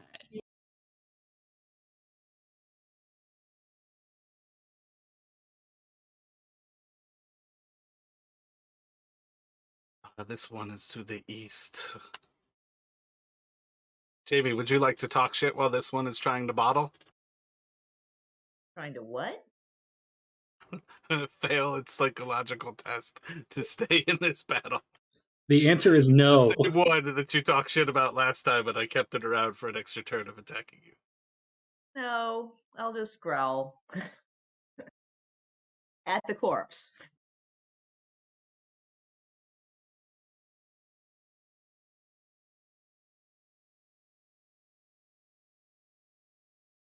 Another 2 shots at Ragnar. First one will hit with a 22. Second will miss with a 10. For 8 is 4 more damage. I am down, and it actually did 1 over, so that's 1 death save off, right? Nope. You're just at 0. When you take damage that puts you into the negative, that is purely just to see, like if it does your hit points. So what is it? 59? Yeah. Whatever you were at there, like if you were 1 over, I did 8, so I would have had to do 60 damage to you.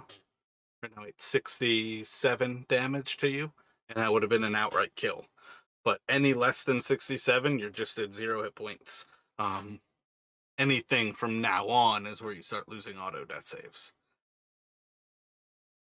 Sweet. Let's see if I can make the shortest lived character in this game so far.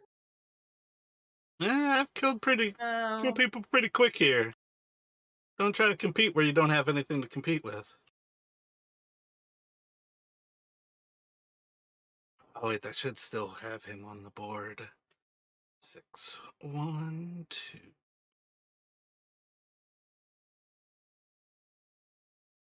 This one's gonna be 2 shots at feint from the south. First one's a big ol' miss. Second one is a crit. And that's for 10, 13 piercing damage to you, feint. I'll halve it. So that'll take it down to 6. Got it. Mortally wounded now. And then that will take us to Kelric. I have no way of getting you up, so I'll just attack another one. Gotcha. You got like kind of a U around you where you've got 3 like immediately present. Yep. Yes, I have lots of options. So I'll go to this one and attack the same way I've been attacking. Steps over my corpse. It's not a corpse yet. Big ol' miss. Well, at least it was over, not on.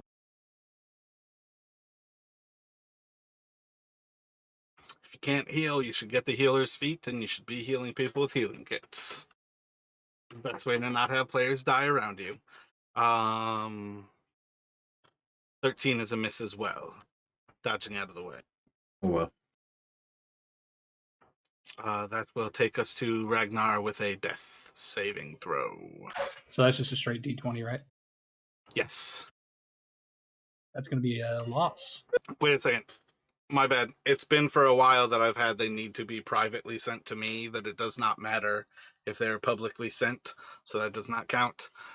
If you switch roll 20, if you do it just in roll 20, if you go to that polyhedron, there's a little GM button in the top right that will set it to whisper to me. Click that GM button. Bam. I think that one did not show up.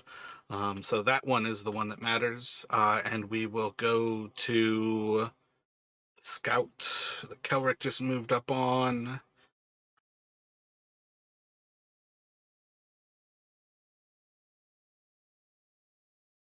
This one is going to disengage and run. Disengage, hide, then run.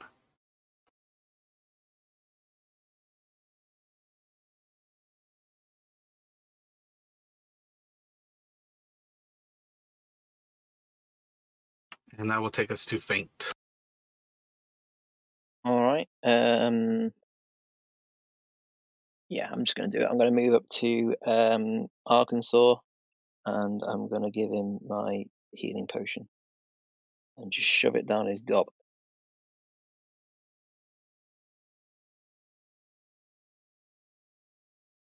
I know the battle's probably over, but obviously don't know what he rolled, and Kansas can't cast healing spells right now because she's a fucking bear. Gotcha. You've still got movement. You could bonus action hide and go elsewhere to keep yourself hidden. Or at least actually, for once, try to get over a 13, because that's been their passive perception.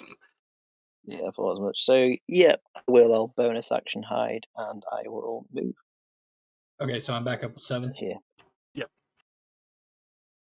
So throw another stealth check out there to see how effective it was to hide, and it will be on Kansas. You're not done yet. All right. Moving towards the creature lower left.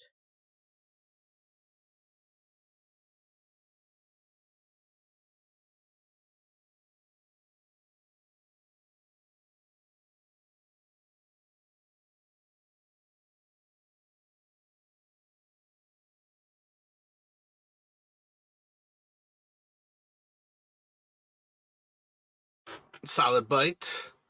The claws are going to miss as it kind of dodges out of the way. Anything else from the bear? Growl at it menacingly. That creature is fatally wounded, and it's going to go to that scout. They're going to go for the same thing. They're going to disengage, then take a hide.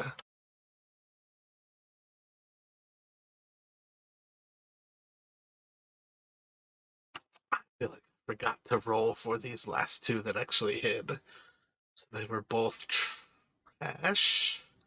So this one's going to show back up. Big ol'.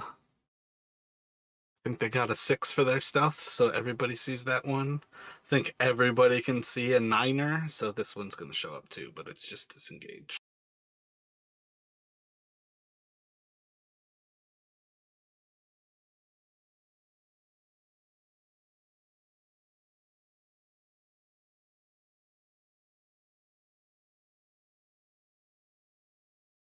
That one's gone. Then to the top right. Oh, that's the one. Yeah.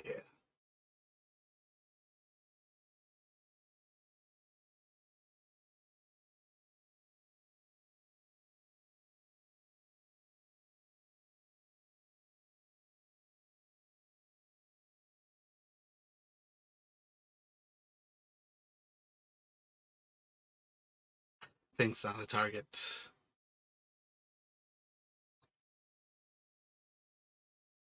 1, 2, 3, 4, 5 is Kansas. So 2 more arrows across the board into the bear. With a 19, the 8 should miss, dealing a total of 6 damage to you.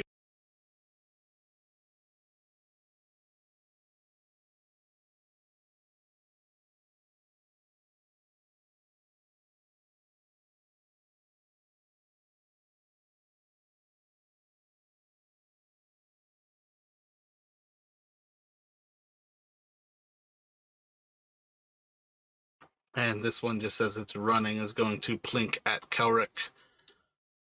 20 to hit. The 20 will hit. My AC is 19. And it's going to be for 5 damage.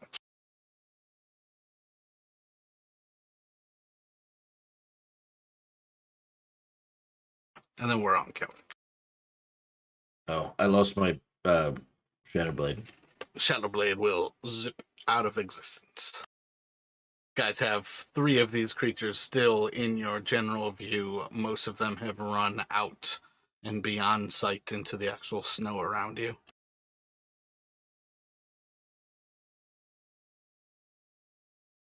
All right, so it looks like all of them are just running away at this point.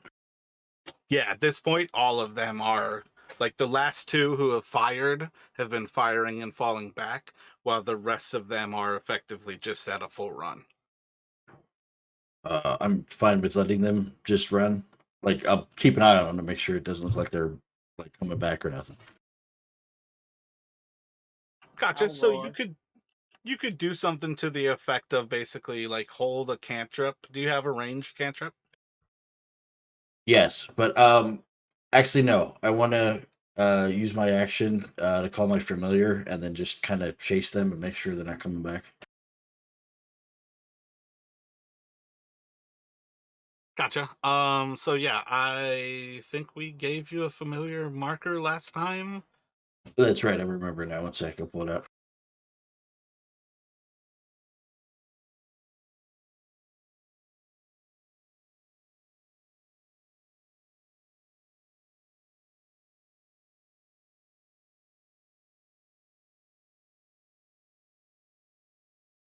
That's exactly So- 30 feet. It has to be within 30 feet where it would bring it in. I gotcha. I'd say with that, let me get you can have a single stealth check here to see how stealthy that thing's going to follow them. Because this is going to be one of those classic things. You can send that off to follow them, but it can still be targeted by them and be taken down. So that's the like cost benefit of being stealthy. You can get a little bit of updates from them. Gotcha. Ragnar, what are your thoughts here as they seem to be running?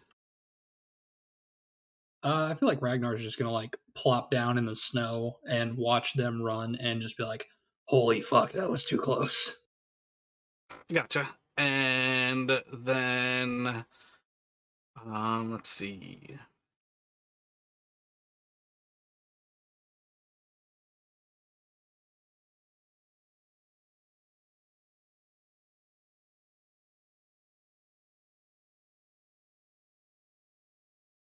Damn it, they can't target faint. Yeah, I think this one is still fleeing. It is about to drop 2 more arrows back towards Kansas. 23 will hit for 7 more damage.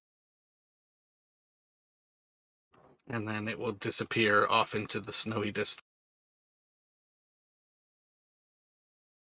And then 2 faint. All right. So are any of these not running away at this point? No, at this point right now, you've got 2 on the board. One of them is fatally wounded and running, and the other one is running to the east of you. But they are all effectively leaving. I think the 2 that were explicitly firing and falling back are the last one, and then the one that is to the east of you. Do I try and finish off the one that's fatally wounded?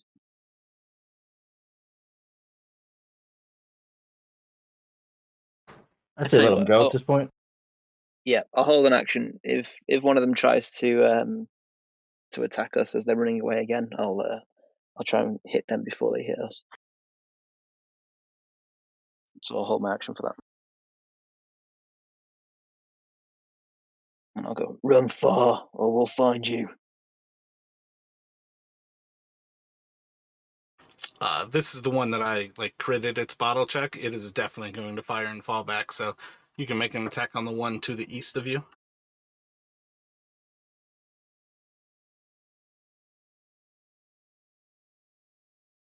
Oh wait, you said run far, I'll find you? Roll another stealth check for me.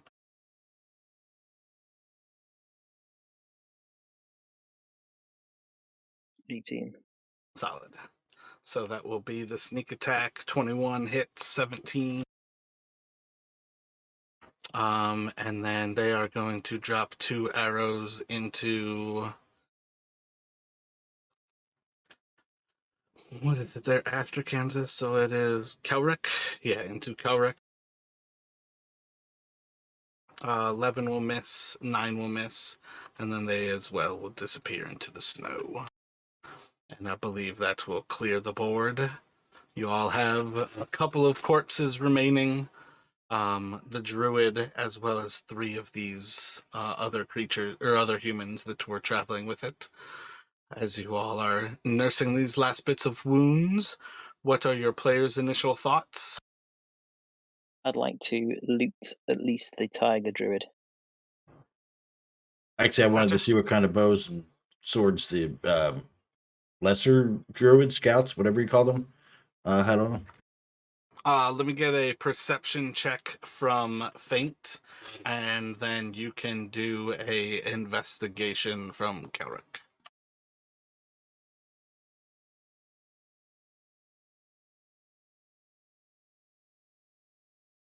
I'm going to go to the one to the northwest and loot it as well.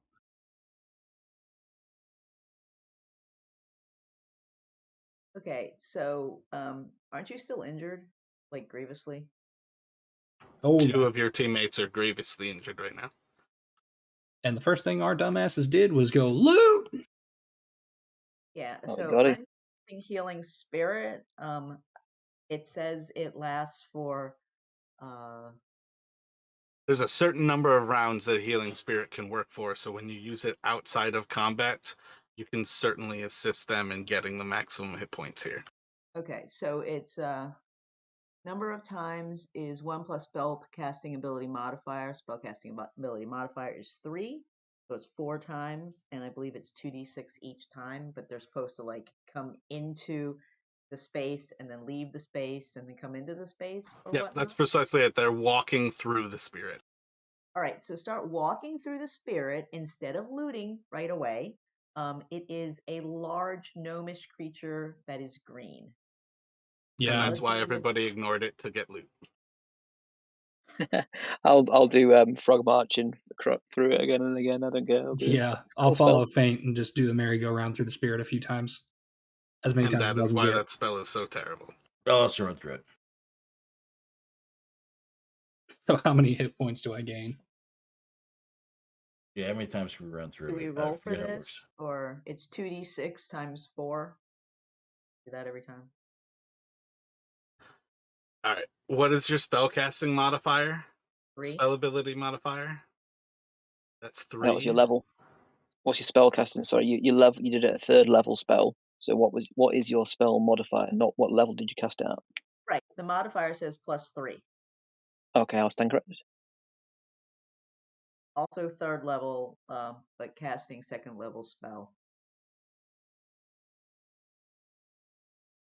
So altogether, I think it's 2d6 and 4 rounds of 2d6. So do I roll 2d6 4 times for each person?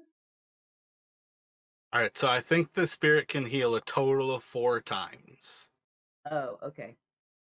And you're going to heal that 12. I would say roll the 2d6 for each person. Okay. In general, anytime a spell's cast, I want rolls for each. So the first person, yeah, I mean that's where it kind of sucks that it says like that on the first person. But I would just kind of like have you all roll like a D100 and go in that order, and basically roll 3 more of them. Is everybody taking healing from this, or is Kansas fine? I thought only the 2 of them were injured. Well, Kelrick is at 50% or lower. Yeah, All I'm right, below so that. it heals I'm not 4 as times. You know, I guess Paint goes first. Wait, does Kelrick want to roll on that? I'm confused. Yeah, so if you do that and just go, yeah, I would have gone the opposite way, but you can do Faint takes 12 and then roll 2d6 for Kelrick and then roll 4d6 for Ragnar.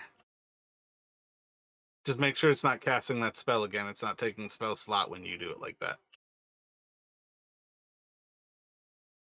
So 12 to Faint, 6 to Kelrick, and 15 to Ragnar. Oh, thank you very much. I know it was fun as well. I enjoyed that. Thank you. Stretch of legs. Bit of exercise after a bit of murdering. Yeah, then I stretch a little bit. That was fun. And I wipe some blood off my face. Ragnar's just picking arrows out of his shoulders and his back, and still walking towards that corpse now to go loot it. All right, Faint. I still need the perception from you. Sure, 1 second.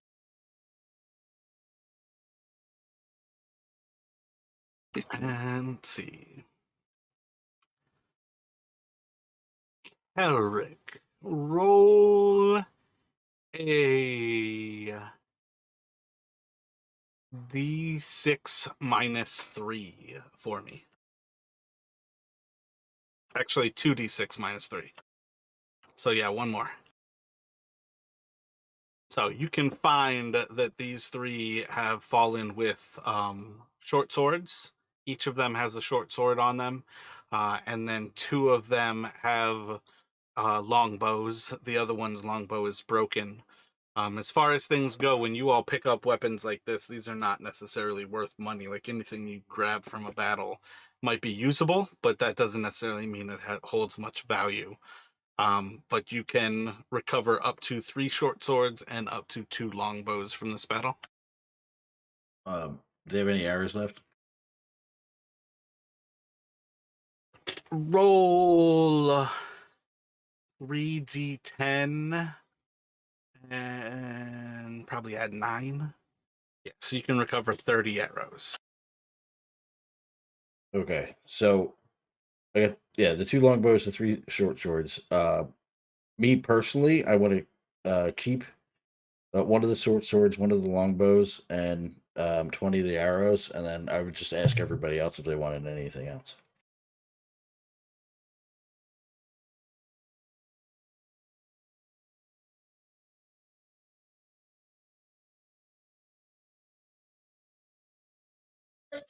Okay, do I need to roll anything for my corpse?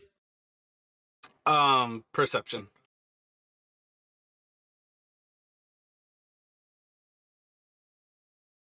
– 17.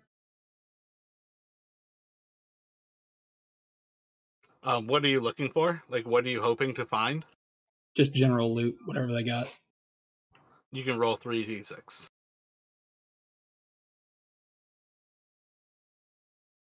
Gonna be You find 5 copper, 2 silver, and 1 gold piece.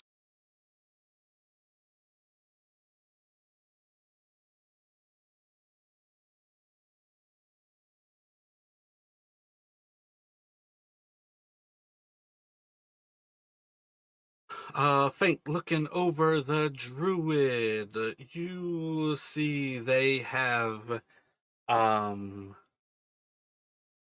see, they've got the actual, like, tiger hide draped across them. Other than that, it seems like they have a few different items that are actually like creations of ice.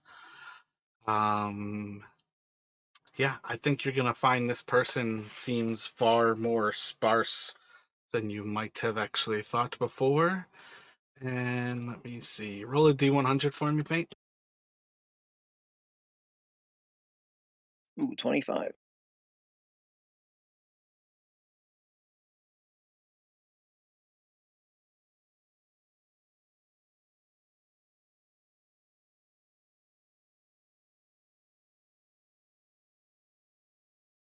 Yeah, so you'll see a peculiar piece of torn cloth that seems to have a symbol on it that you don't recognize. Weird. Hey, little one, do you recognize this, or maybe yourself, Kelrick? Okay, so I'll look at it. Do I have any idea? Roll an intelligence check. This is quite literally a trinket that says a piece of cloth that has a symbol on it that you don't recognize. It's just to say the Druid's weird. Huh? Fair enough. Lord knows we know that. Yeah, Give come me on, an look at it. intelligence from Kelrick.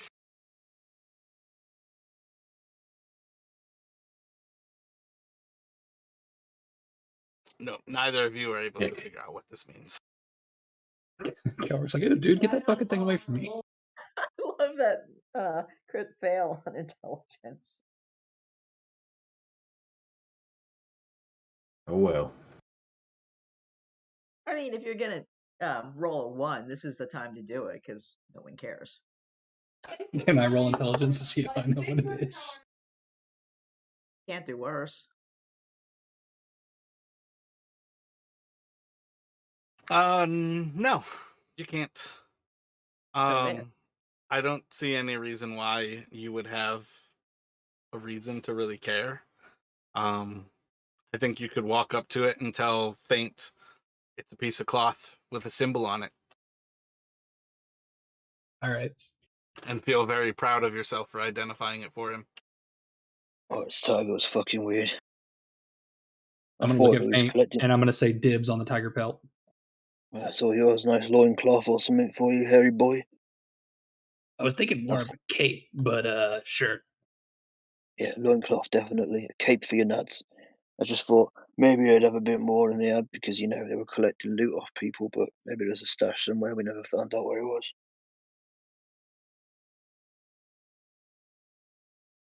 Effectively, that was going to be the Druid's hide armor.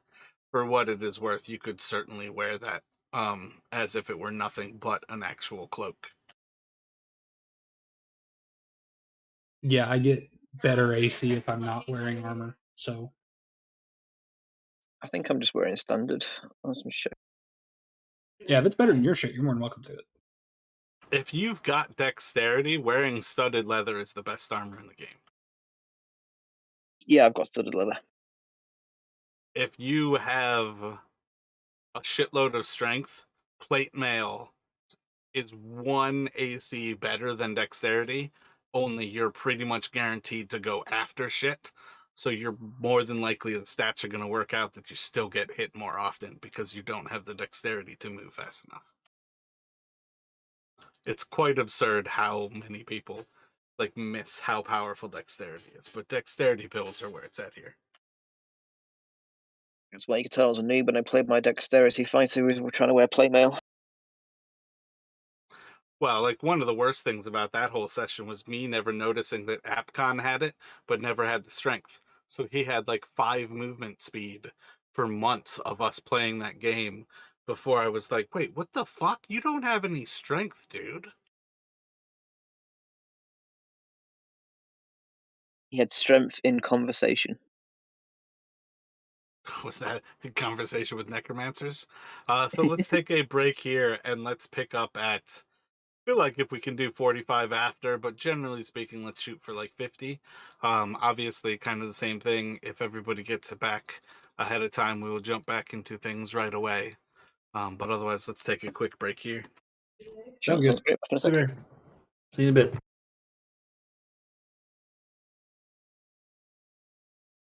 I'm back.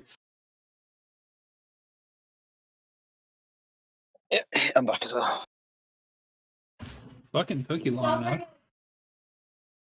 I'm so sorry. I brought shame upon my family name. Shame on you, shame on your family, and shame on your fucking cow. You leave my cow out of this. Wait, shame or was he shaving? Both. Never seen a shaved cow before. It's haunting. Hauntingly beautiful.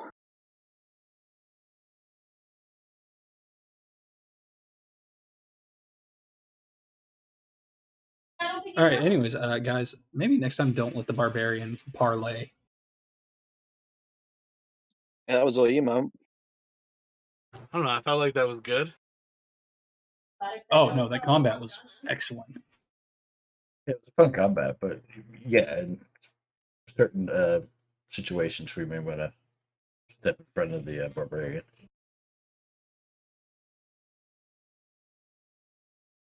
That was so funny there with the whole non-action efficient bromance saving each other for damage thing when we could have used that reactions to minimize the damage instead.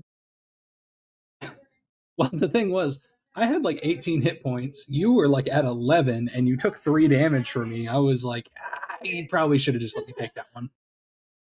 I didn't realize. I thought you were sub 10. That's why. No, you did it right after Jamie smacked me with the healing spell.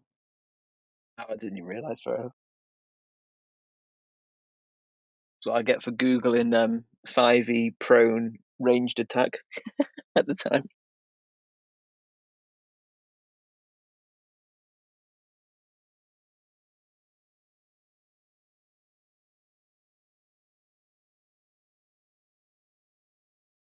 I got a new work phone yesterday. It's blowing my mind at the moment. It's a Samsung, and I'm just like, what the fuck is this? Oh, so you upgraded to the superior phone? Downgraded is the term you're looking for, yeah. No, I said what I said. Hey, I don't hate on Android at all. It's just not what I'm used to. I've used an Apple product for what is it, 15, 16 years.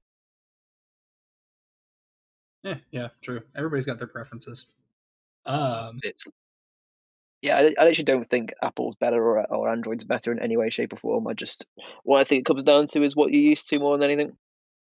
Apple revolutionized the game with the iPhone. It did, and then immediately afterwards, every other manufacturer in the world was like, "Okay, we'll do that too." Then, thanks for the ideas. And from which point, usually Android does it first. So Yeah, I don't think Apple's done anything since the first generation. yeah, I think the iPhone 4 was the last one that was like, Apple were first to do stuff. Ever since then, it's always been Android have done it first. I constantly joke that cell phones have basically spent my entire life going from big to small, and then they get too small, and then they start to go big until they get too big to hold in your hand, and then they go to small. So they're always selling old technology, and they're just like trying to spin it like this is all of a sudden new, and it's like anybody who has a 5-year-old phone has a smaller phone than your small phone. Or it's like anybody who's got a 5-year-old phone has a gigantic phone. It just comes down to screen size, though. That's the thing, isn't it? I don't think they'll get smaller again. Well, if they do get smaller, it'll be whilst retaining screen size somehow, whether that's like fold-out screens or whatever. But because that's the biggest thing now, is that the Isn't one of devices the that phones are. Androids you can like look at it while it's in its like folded state, and then you can fold it out to double the screen size? Yeah, that's right. Yeah, and I think that's Yeah, the buddy only way mine's the got phones one will of get those. small. That's pretty badass to me. I remember when I was waiting tables, this guy got a phone that was too big to put in his pocket. So he had this like $1,200 phone that he's setting on a server wait station. And one, it's right next to people that somebody could walk by and steal it. And two, it's right next to every server who's preparing trays full of drinks to spill drinks on. Like everything about it was absolutely hilarious. Yeah, I remember when the Galaxy just got tablet size. I actually stopped buying Galaxies for a while. If it's too big to fit in my pocket, I don't want it. Yeah, and I think that's where like the iPad line is where and the tablet line I should say, because Samsung have got their own as well as like and the Microsoft Surface as well. As if you want something that big, you buy a tablet. Phones are now probably capped at the size that they're at, so that they will still be portable. If you want bigger, you've got a different product line to buy into and own both and pay even more money to the manufacturer. I've got an iPhone 7 right now, I think. Or maybe a 5. Damn, I can't remember. I think it's the 7 now. And my hand cramps up holding it.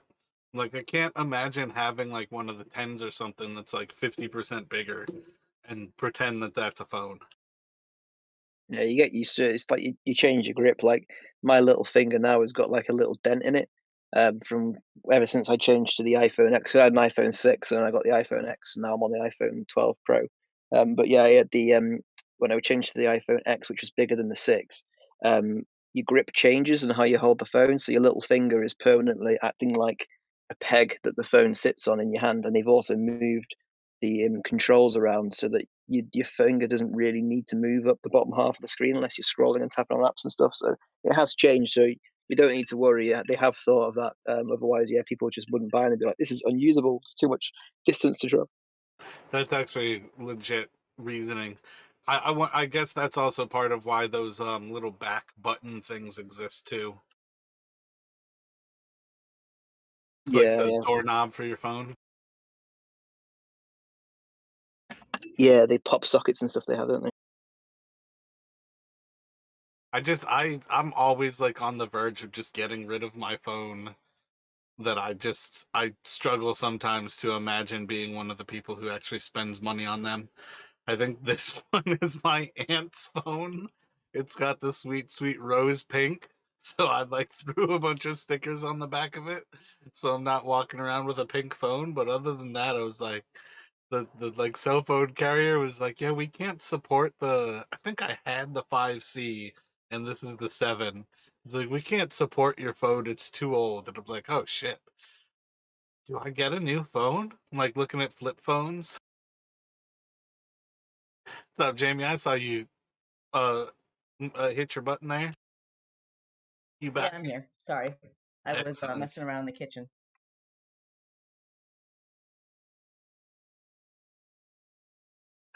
So, after the immediacy of the healing spirits, grabbing up the little bits of loot from these wanderers of the wastes of Icewind Dale, what have you all in mind to push forward with your day? This was a dawn encounter, so you are very early in your day right now.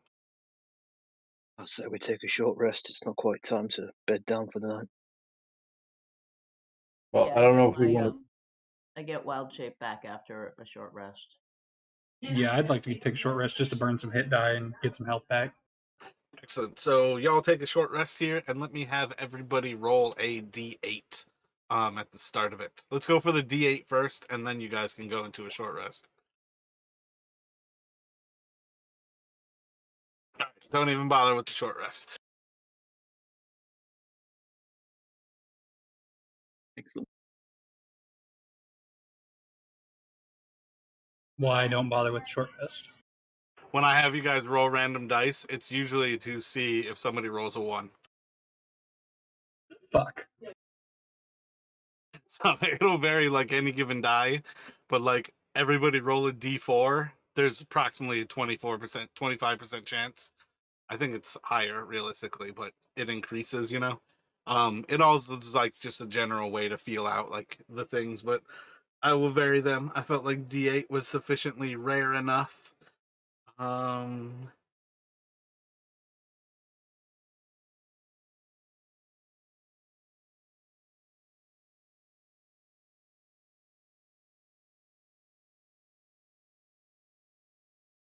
So does that mean that we don't get our short rest? This is correct. I have a feeling we're about to be back in combat again. Yeah, that's what I was trying to point out before, that this is probably a bad area to do that, but well. Oh, short rest is only 15 minutes, 30 minutes. I thought it was an hour. Oh, okay, my bad. I'm gonna pull something out of the bag first. Let's see. That's decent, Panther. I mean, okay, so it could be a weasel or a giant rat. A giant rat is actually not that bad, but it could be a weasel, and Panther's pretty good. And pulling a panther out in front of this encounter can't possibly get taken as a hostile action at all. Well, I'm feeling, like I'm supposed to have a creature kind of accompanying me from dawn. You are. So that's this. You thought of the healing spirit before. I'm just saying.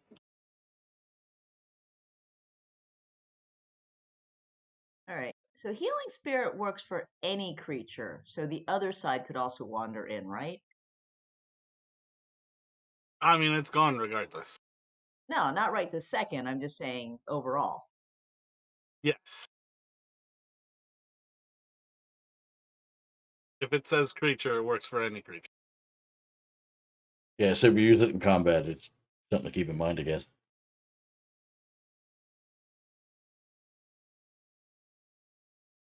Consequences of my actions catching up with me. It's just a dice game. Like everything about this game just comes down to the dice that get rolled. It's not consequences are a minor part. Oh, I know.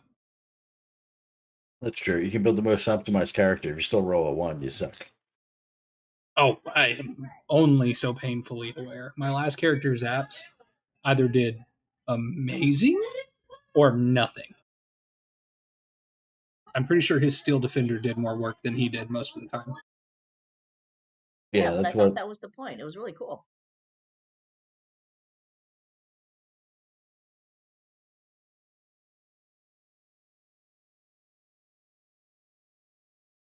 I feel like part of the problem with the Steel Defenders is just like with a lot of things where you try to have a pet, it is as simple as remove the pet from the equation. Yeah, the minute you take that Steel Defender away from Zaps, he loses a lot of like action economy and uses. It's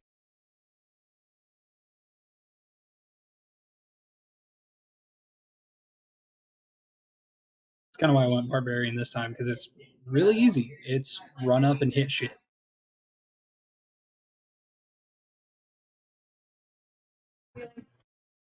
Yeah, they have the best at taking damage. Yeah, that's also why I chose the Barbarian, because I knew this party needed a tank.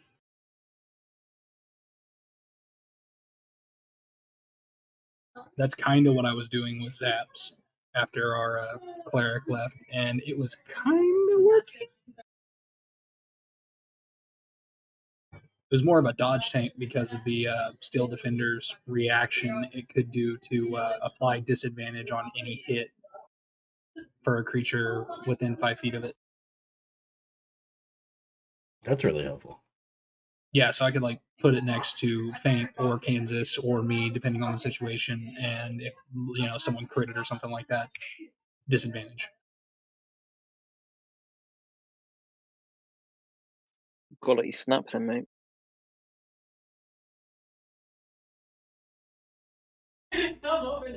That's what you get for having big bear paws.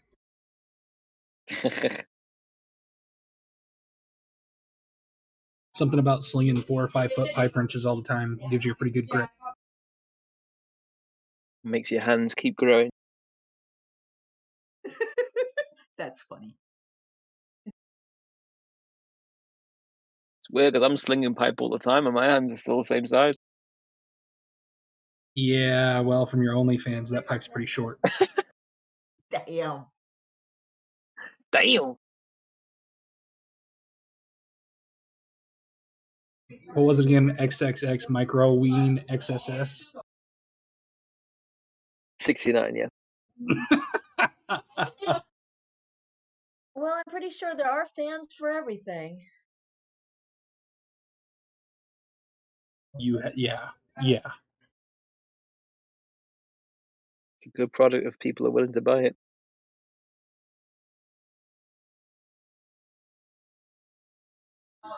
There are people that pay monthly subscriptions to watch someone stomp on stuff with their feet. No shame, man, but there are some odd ducks out there. Did you just kink shame me?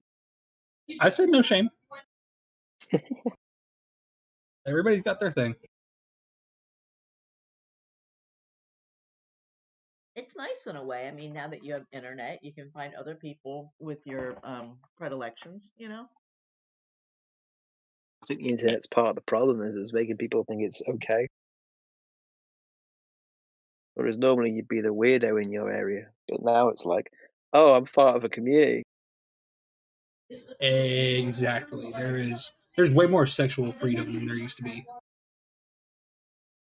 Definitely a huge aspect of it. Alrighty then. We are going to jump in as you all see 6 green-skinned creatures are running up out of the east. While you are picking through these bodies, they are going to approach. And what is everyone's first reaction? Like, cool. You said they're coming from the east, right? Indeed. Hey, did the owl come back? It didn't really give me a chance to update on that one. But yeah, the owl watched as they all fled. Roll a D. Just roll even odd. It's back on an odd. So it is still away.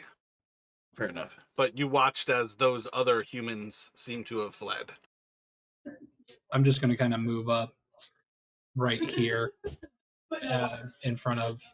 Oh shit! Okay, yeah. Well, I guess that still works. I'm not going to do anything. I'm just going to walk out. Holy fuck! Yeah, I'm just going to walk up there. I'm just gonna hold a hand up, like friendly, and be like a hail, you know. Are you still down in hit points? All of you are. Yep. Yeah, we all are. This is going to be one of We those things. Yeah, we are not fighting. I'm not, but also I can't turn into a bear, so I don't have the fake hit points. I prefer to ready a spell. Not casting. Well, no, hold on. Yeah, I'll just move myself up and be ready, I guess. I shout, "Hail! Who goes there, friends?" Wait, are you readying a spell? No, I took that back halfway through doing it. I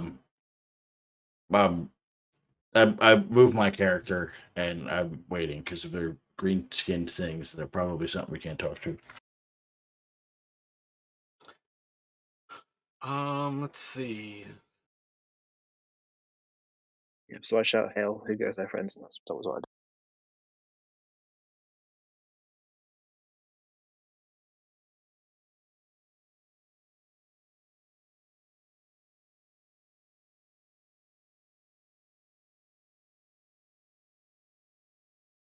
So do they respond to faint? Give me a second. Especially with random encounters, I ad-lib everything. Sweet. Their response to you is going to be...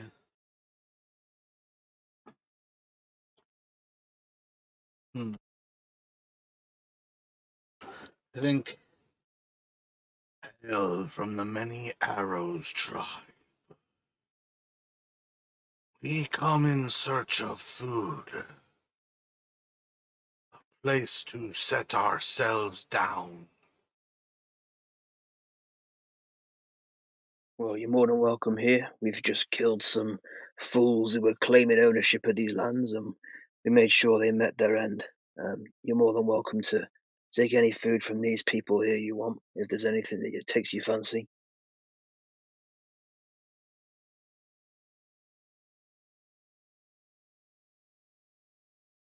Yeah, you can have this spot. We were just leaving.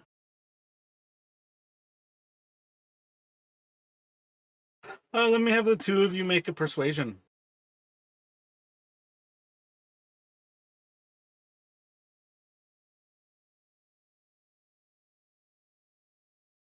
"17 for me."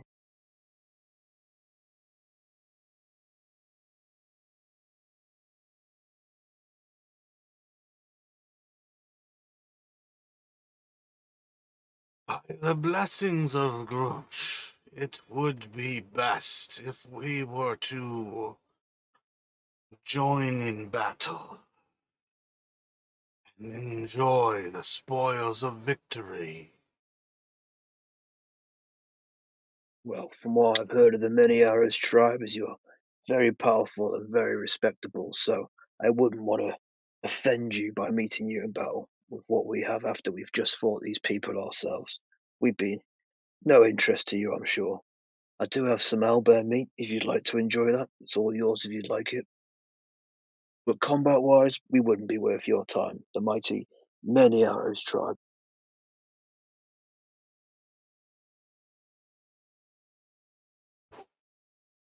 Going to kind of like look over each other's shoulder, and the one who's speaking to you is going to look back to you. I assure you, to not meet us in battle is far more insulting than anything else you could do. We challenge you to battle. And they're gonna all draw their weapons. Ragnar's going to shout out and just like, whoa, wait. You want to meet us in combat.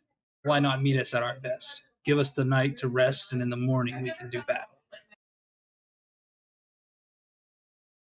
Roll a persuasion. This time it's going to be disadvantaged.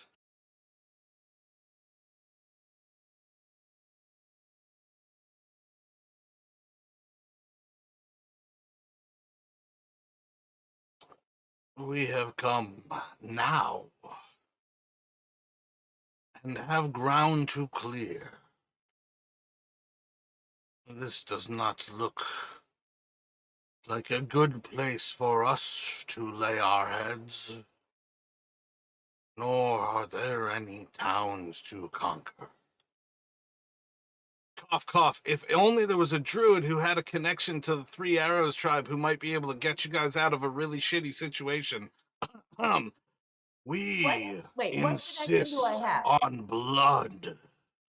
I was You've gonna got the like. runestone. I had the idea of doing good berries or a fog cloud, but how do I have any connection? What is your secret?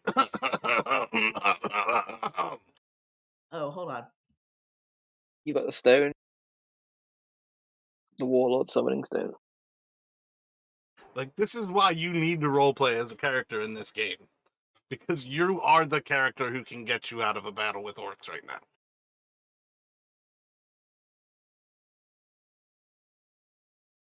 Sorry, desperately looking for secret.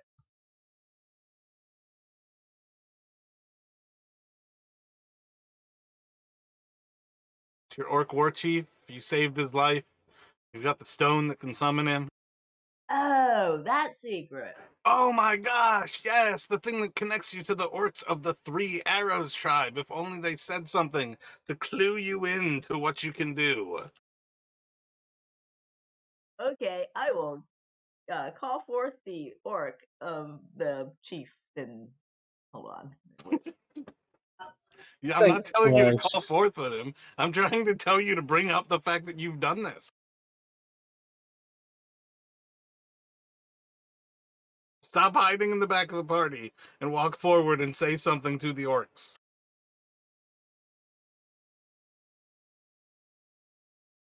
Oh, great one. I at one point have been acquainted with your people, and I saved the life of one of your people. Oh, it does actually say Many Arrows Tribe. See, here's a stone. It shows Many Arrows Tribe, which is a humanoid skull pierced by 3 arrows. So I have goodwill from other members of your tribe, and I would like you to extend that to the rest of my friends. We will not attack if you do not attack us. Roll a persuasion at advantage. So, new characters for next session? I wouldn't have told her to come forward if I wanted to kill you guys.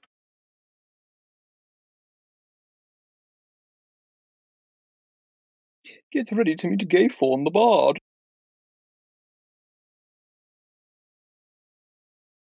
From in the snow, you're going to see as a taller figure, about like 6 or 7 feet tall, just a little bit taller than all of the other orcs who are around, a little bit broader, much shorter still than the actual ogre who's moving forward with them, is going to kind of come forward from the snow. And I think you're going to see the other figure who kind of reveals themselves standing next to the ogre, as the chief will kind of approach, looking closer into Kansas. I know Faint should recognize it. I believe everybody has seen Kansas summon the orc. This is going to be the same orc chieftain that you have seen in the past. But with this, they are not going to be like an ethereal ghost. This is actual flesh and blood, the orc chieftain. As he approaches a little bit closer, recognizing a little bit, after a few moments, kind of recognizing Jamie, you will be kind of picked up and embraced. But depending on how things go in the long run, that is sufficient enough that these orcs are not going to go directly towards blood for you. And you all can kind of progress from there. Okay, I want to cast the good berries because they said they were hungry, and that way they can each have one, and that will sustain them for the day. They're going to look at you quite perplexed. They will take the good berries. I have a feeling the ogre is by no means going to eat it, as it is far too stupid to really understand what's going on. The other ones will certainly kind of like eat them like a dog eats a grape, where it's just like, what the fuck are you giving me? This isn't food. But in general, the orc chieftain is probably going to look to you with a more response to the nature of, we appreciate a gift of this, but we starve in the spine of the world. We need a new home to settle, and have come to the Valley of Humans to take what is ours. Well, as you can see, we're friends of the Many Arrows tribe, and if you're looking for a town to set up in, may I suggest Dugan's Hole? Not very many humans there. You could take it and live there, no problem. There's also the hold that already has orcs running it. The one that is standing back near the ogre is going to start to walk towards Faint and start to actually pull out like a scroll parchment to get the location of Dugan's Hole before hearing from Ragnar and kind of like look back. Orcs already have taken one of the towns of these humans. The town of Tourmaline is town speaker. Is he a half orc or a full orc? Technically half orc. Is commanded by one of your race. Who control the mines, which is a source of great wealth for them. They eat very well, and the lands are well protected with the might of their local town, which will be strengthened by your numbers. They also have a very interesting group of kobolds. So the one who approached Faint is going to basically be looking for Faint to point out both Tourmaline as well as Dugan's Hole on a pretty simple map of 10 towns.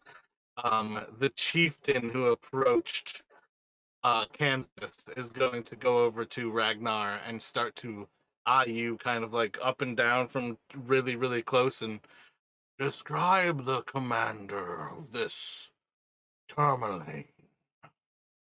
Is he fit to rule? Strong in fist? From what I've heard and seen, he's both strong in fist and mind and runs a very fair city for all who come. Excellent. A fine opponent to test might with. And he's going to kind of look over towards the one who's over near Faint to kind of confirm that they have those locations. I'll go, well, it is Tourmaline. This is the one you're really after. Dugan's Hole, very far away, and there's not a lot of food around there, I'll be honest with you. Tourmaline's the one you're after. But may I suggest, maybe don't see if you can challenge the leader and take it over. Yeah, give him a chance. I'm sure he'd respect you as your own clan and your own kind and welcome you into his town to be your own people, living amongst the safety of his town.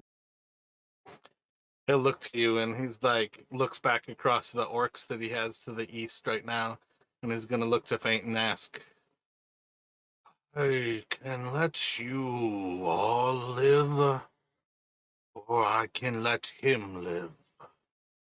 But I must fight someone, or I will lose my tribe.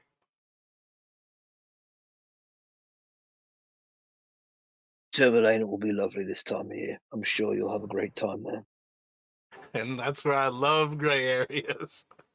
So you guys can basically have a little bit of time if you would like to rest with the Many Arrows tribe. You are more than welcome to take your short rests here. Do you all have any other like questions, or are you all just going to have like a very tense kind of like moment with these characters? I thought I was chaotic neutral, but I'm chaotic good. But I still feel like the chaotic element of that is fine for them to go to save our skins. Oh, no, yeah, that has nothing to do with your alignment. That was purely what he was saying, though. It's like, we can fight you, or I have to fight him, but I'm not going to pass up on two combats in a day, or I'm going to lose control of these guys. I assume when he says combat, he means like to the fucking death. You can certainly assume that. Also, short rest hit die. I can roll as many as I want for my maximum, right? Yep, up to the maximum. Effectively, you only get half of your hit dice. I want to say those actually round up on a long rest. So that's kind of the only thing to consider when you're looking to burn hit dice, is whether you want to be able to have all of them for tomorrow. But other than that, in the long run, it's definitely burn what you need to heal yourself. That's one of the reasons 5e gets away with not needing hit healers, is because they created the hit dice system.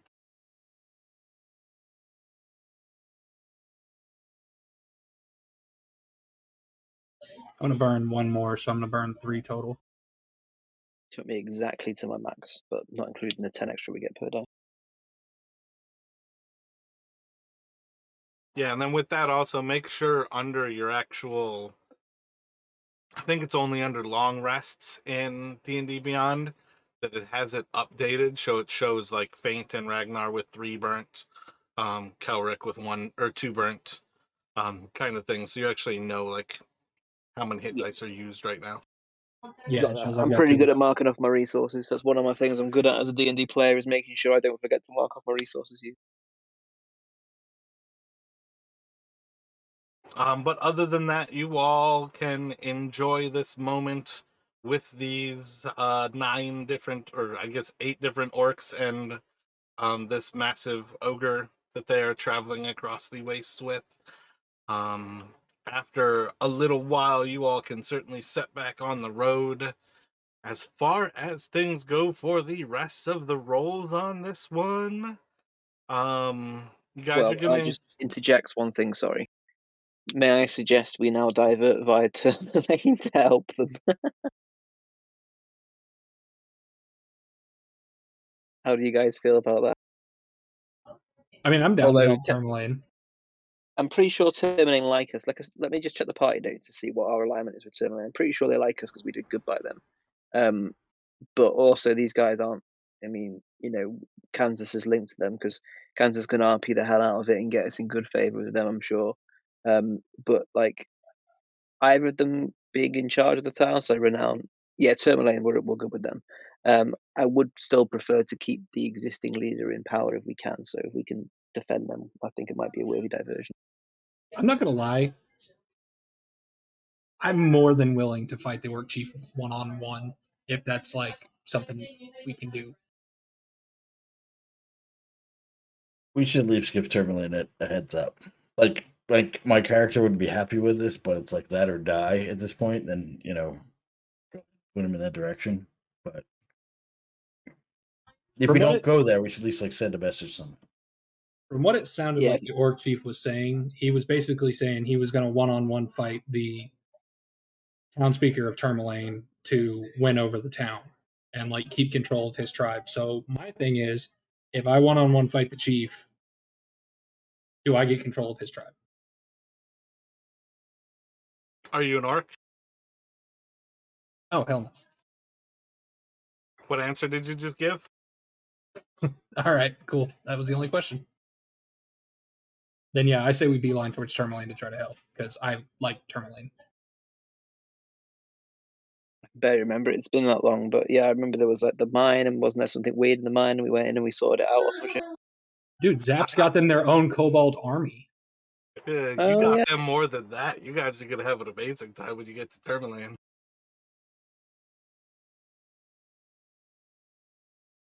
Are you okay with us going to Tourmaline? Are you ready for that, Mara?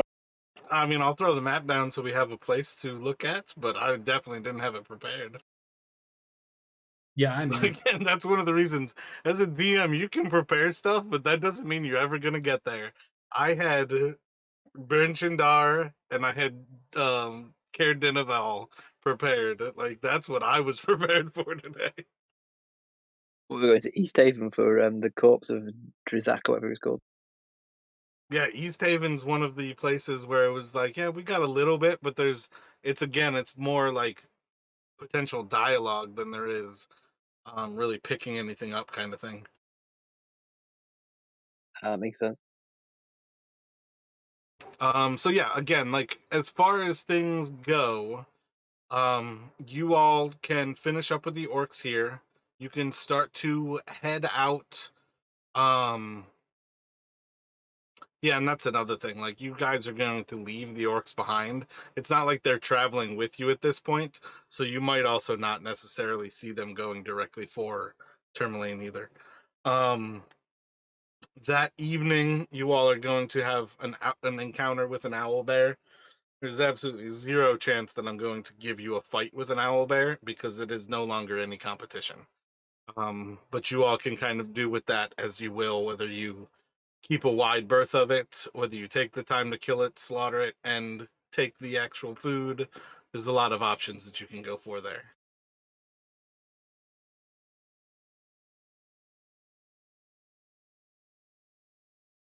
I personally would like to just go around it, but I don't know if you guys want to make more jerky or not. We just RP it and say we get some more owlbear meat. Yeah, that's what he was saying. We can just RP it because it's like we'll just win. No, yeah, that's precisely what I was saying. Like, do you guys want to do whatever you might want to do with that owlbear? Are you going to just move around it? That's probably what the druid would do as well. So you've got kind of two votes probably in that direction of, hey, let's not kill what we don't need to. But if you wanted to take more meat, you could certainly kill it. It's certainly not going to be a battle. I Well, think Ragnar would want to go around it too. What I was going to say is normally I'd be like, let's go around it because we've got to make up time and get to Tourmaline before it turns to shit. But I do really like owlbear jerky as my character. Ragnar's going to grab Faint by the collar and pretty much just drag him along behind him to go around the owlbear. Wait, what the fuck? Wait, what the fuck you doing? Shut up. Leave the damn bear alone. We have other shit to do.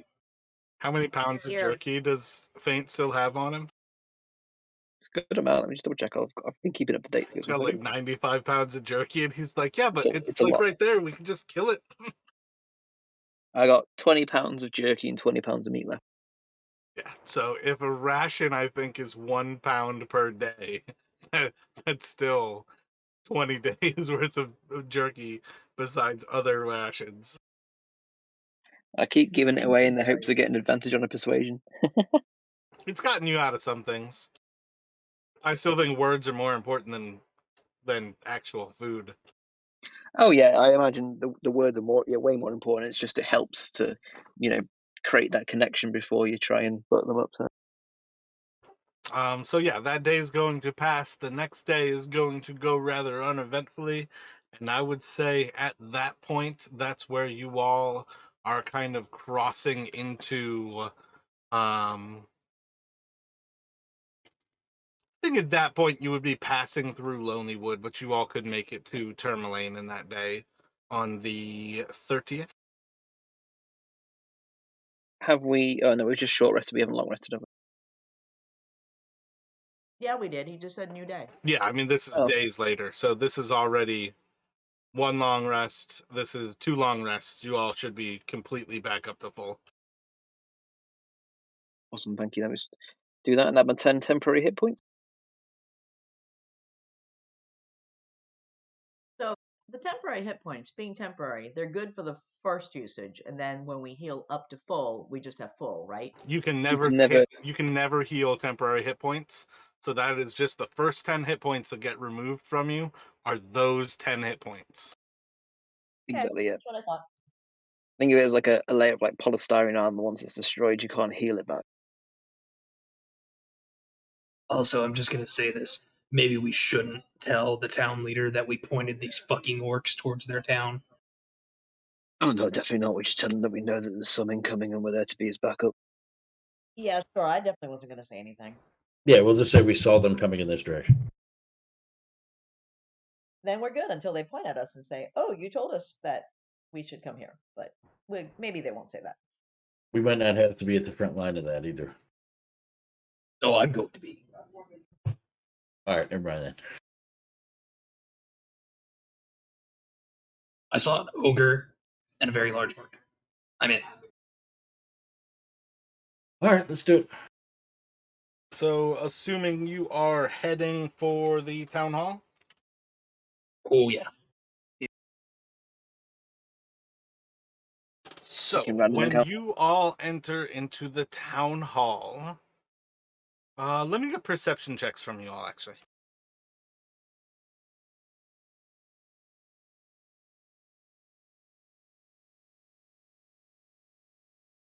15. My bad, I think that was more of a psych out. So, when you all enter the town hall, you are going to have the same kind of double doors ahead of you.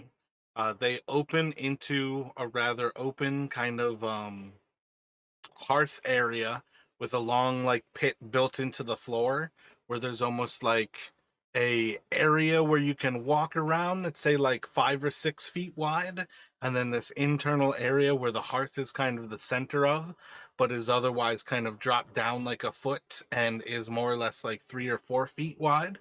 And then this open area kind of looks into two other doors, which this time are shut off and closed. Opening in, you are going to see that there is a guard on each side of those doors, and otherwise the town hall seems generally quiet. What race they are? The similar guards to what we saw last time? Both of them are human. Alright, so it's like the same as last time then. I can never remember what I described, so it doesn't. I don't think it should necessarily be influential. Yeah, I don't mean like the same people, like I'm going to talk to them and stuff. I'm just thinking nothing's changed in the towns, basically. Not all. Make a history check. So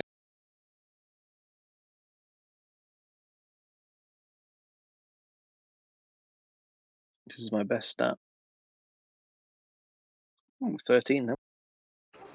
You remember the last time you came in here, those doors were closed, there were no guards, and you actually saw who you met as the town speaker, who was actually sitting on his kind of like high chair in that next room. I'm going to walk towards the guards. We need to see the town speaker at once.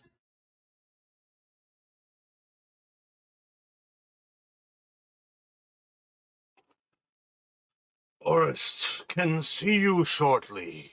Who, may I ask, needs his presence? Friends of the town with information. We saved the mines. Do you remember us? I think we go by the Blizzard Buddies at the moment. His life's in danger. It's really important we speak to him.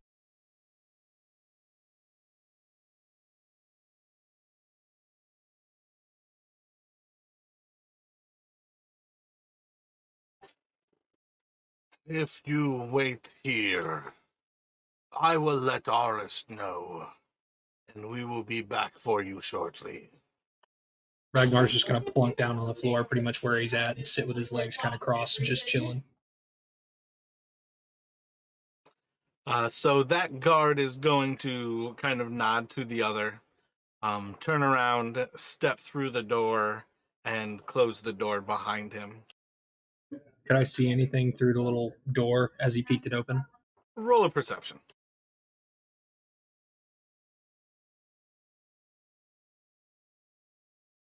No, not really. He basically walks through and closes it almost directly behind him. All right, thanks, sir. After a few minutes, the figure is going to come back through the door.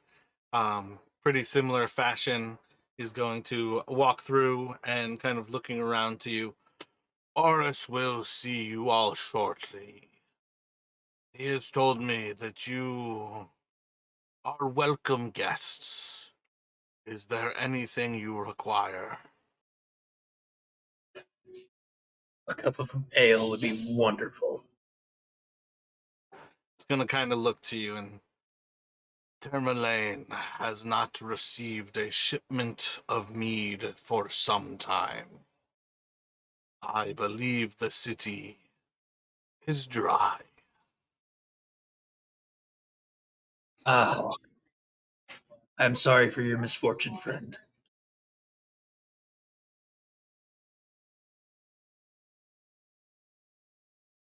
So 5 minutes is going to go by. Y'all going to wait patiently? Yeah, for 5.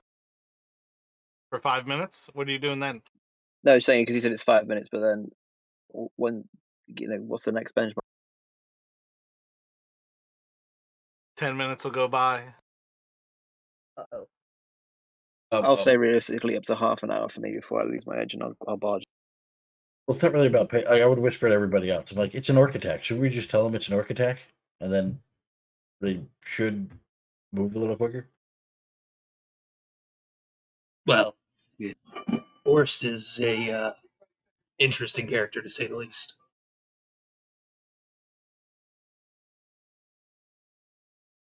I mean, you guys Oh, would have so- told him at this point you were going to meet a half-orc. Well, no, I know he's a half orc, but like still, like I was gonna up the sense of urgency and if you just tell the people getting him that they're going to be under attack. But it's fine. I'm with Faint. I'll give him at least 30 minutes, and then after 30 minutes, I'll do something. Okay. Everybody's down to wait that 30-minute buffer? 30 minutes is fine. Yes. Gotcha. After 20 minutes, they're going to invite you in. You are going to see as they open these doors. I think Oris will actually be the one to invite you in. He's going to kind of swing the doors open in kind of a gallant fashion as he's going to say, "Welcome, my friends. Glorious to see you have returned to the wonders of Termalaine." And behind you, you are not going to see the same seat. You are going to see a large table that is kind of laden with different foods, most of which is effectively very similar things. But you are going to find maybe a few kind of special things where like sugared treats and whatnot, but it is still vastly going to be uh knucklehead trout dishes that are kind of presented on this table. You're going to see a few different like pauldrons came to mind, but I feel like those are knuckle like fists. I'm trying or Shoulders shoulders. or shoulder guards. Yeah, I'm trying to think of decanters, jugs. We're gonna go for jugs. Jugs of wine. He will have some mead. He'll have some ale. This is a rather elaborately set table, and he's just going to, with kind of like a big show to it, wave his hand as he kind of spins around to present this table to you. You're going to see a few locals who are kind of less than fully dressed, certainly not dressed to go out in the cold, of all of the different persuasions and perhaps interests. And he's just going to kind of welcome you all into this little room. And what would you all like to say? My favourite town speaker and my favourite of the 10 towns. It's a pleasure to see you again, and thank you very much for inviting us in with this wonderful display. But it is unfortunate that we come with some bad news, and we do have to prepare quite quickly, I imagine. We're here to be your support, but is there some way I can tell you this without other people overhearing and being worried? News you have. Okay. And he's just gonna start to shoo people off and clear the room to where it's just the five of you. Okay, so basically, once it's clear, I'll start speaking. Yeah, there's unfortunately there's some orcs headed this way, and they mean to challenge you for your right for the town. Believe there was about 6 of them, and what appeared to be a large troll of some kind. They said they're from the Many Arrows tribe, someone who we are friends with through our friend Kansas here, but the leader seems to need to prove to his tribe that he can win a combat in order to retain his tribe. He said they're looking for a town to live in and don't want to live out in the wilds anymore, and Tourmaline was where they were headed to, so... Sometimes I need you to take a break. As soon as you Oh. say orcs, he is going to fall out of his chair and kind of exclaim, "Orcs! Battle? No. You can save us? You'll fight? You'll fight for us? For Tourmaline?" We would appreciate some assistance from locals, but we would be more than willing to help. We could throw the kobolds at them. Kobolds? Will kobolds help? It can't hurt. I found a kobold on the road. I believe his name was Zaps. Rode a weird metal dog. He seemed very helpful. I remember Orst and Zaps actually got along pretty well. Yeah, I think they... That was quite useful, but is he just still travels with you? He could stop the orc, or could at least let the orc kill him before he gets here. Last time I saw him, he said, and I quote, "Man, fuck this icy hell. I'm getting the fuck out of the Tin Towns as quickly as I can to spread my artificer wares elsewhere." And that was Know about it. where he went. Can he help me leave Tourmaline? No. We shared a fire in the middle of the woods, and after that we parted ways. How long till the orcs get here? No fucking clue, but it would probably be a good idea to get ready.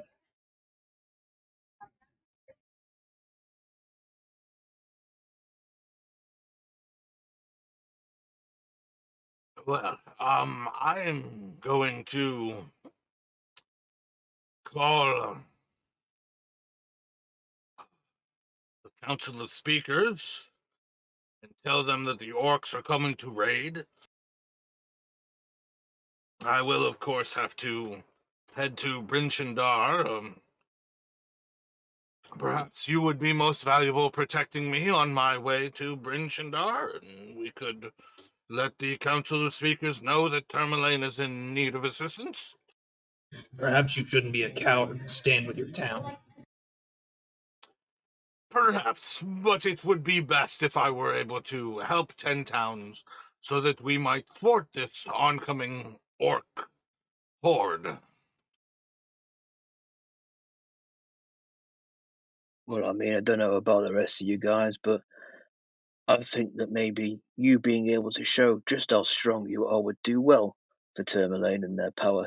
Their fine leader beating off an entire horde of orcs. I mean, we could do it for you, I suppose, but I don't know. I just really feel like it would be great if you could show your strength. I've spent my life I'm not really the one who should be combating orcs.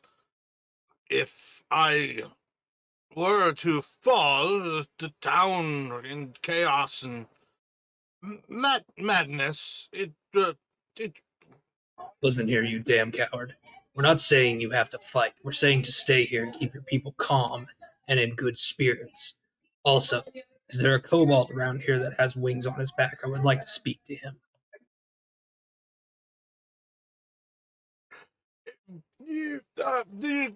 A few of the kobolds had accidents in the mines, quite dangerous, and believe the one that you might be thinking of who could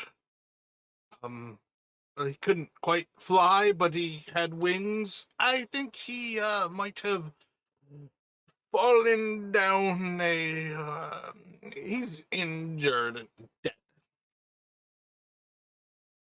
So you're saying the kobolds that Zaps worked so hard to bring you to help in the mines, you disregarded and let die? We still have some fodder. I mean, kobolds with us. So this guy's basically sweating and pissing his pants at this point. He is indeed.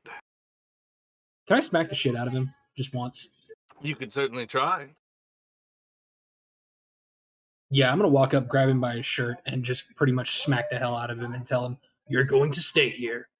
You're going to keep your citizens in good spirits. And you're going to get us some help. Send a bird to Brinjandar, not your sorry half-green ass. You can make an intimidation check. Intimidation with strength, I guess. So you've got proficiencies. Just do like an athletics, or just do a strength check and add your proficiency. So if it's... So my strength is +3, and what's... Just do the strength check and then the intimidation. I think that's actually where your strength saving throw would work out. Because your strength saving throw has proficiency. Sure does. That is a natural fucking 20. Nice. Hey, Well, you see, I can't stay here. The council of speakers, they need. I have to attend to. I can't send. I need you to make a wisdom saving throw. I'll roll my eyes. That's an 18. My bad, not wisdom. What's your charisma modifier? I don't think it'll matter, but -1, so it'd be a 17. -1, so 16. Yeah. Yeah.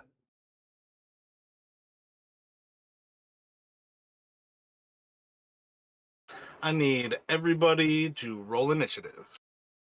Fuck. You had to attack the town speaker, didn't you? I technically haven't hit him. I just grabbed him. I believe the phrase used 4 or 5 times was slap the shit out of him. Yeah, but I Was never rolled what? the I never rolled the attack. All right, I screwed up again. You guys don't really have tokens here, so I need to actually just grab.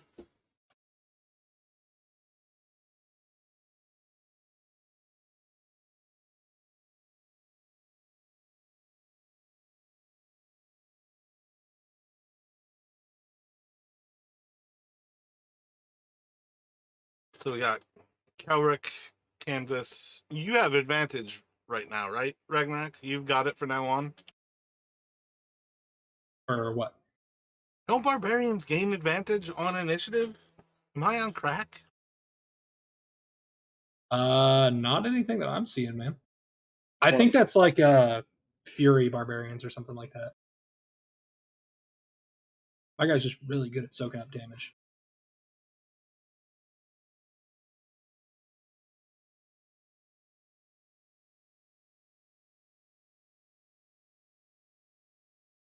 Yeah, I don't have anything like that. I get my extra attack and I have an extra 10 feet of movement. That's it. I don't know where I got it. I felt like it was a barbarian thing that they eventually got advantage on it. I could just be smoking crack. Could do. Also, I'm just saying, if anybody is like walking through that door, I have this guy like picked up, right? Oh, I assure you, it's not anybody walking through the door that you've got to worry about right now. Oh, okay, sweet. So basically, do you feel like if you don't beat somebody up or get beat up, the day is wasted? He's a barbarian. No, I just feel like this guy was being a total fucking bitch. I can't stand that in a leader. I've definitely had barbarians that get put on leashes by the rest of the party. This isn't even like Ragnar. This is just a me personally thing. When you let a barbarian be the face of the party, you should expect fighting to break out. Yeah, so I need each of you to make a wisdom saving throw. As you slap Oris, there is going to be a kind of cool blue wisp of a face that kind of like starts to seep out of the orc face, and you guys are all going to be greeted with a horrific scream as you see this face kind of perverted and twisted as death kind of shrieks out at you. Yeah, I didn't think this was Orst. He wasn't acting like the old Orst. But Ragnar shouldn't know that. The other two definitely didn't seem catch on to the fact that Oris was certainly brave. He was not a punk. Yeah, The fact that he fell out of his chair saying orcs was a moment where he forgot that he was a half-orc. yeah, because literally, what I remember is like Orst hated fucking orcs, wanted to kill them all because they like raped his mother and like half the other people in the town in raids. Yep, that's why there are half-orcs here in 10 Towns, and in particular, Tourmaline is the shelter of them, is from when this place gets raided, children come about 9 months later. Fuck, sorry, man. That's me using player knowledge where I didn't have it. My bad. What is it? Faint wisdom saving throw, please?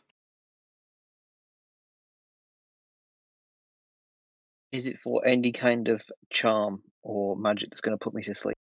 It is not. Okay.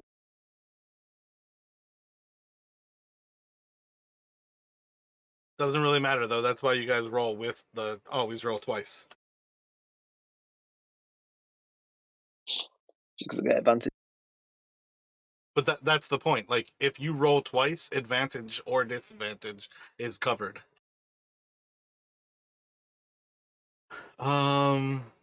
Yeah, so everybody is going to save. Nobody fails by 5. Nobody gets aged. That's what I was really hoping for, was to supremely age some of you real quickly here. As you see Oris kind of fall to the ground and the spirit comes out of the body, Kelric, you are going to be the first to react, as there seems to be an incorporeal spirit that is coming out of this person who Ragnar is holding.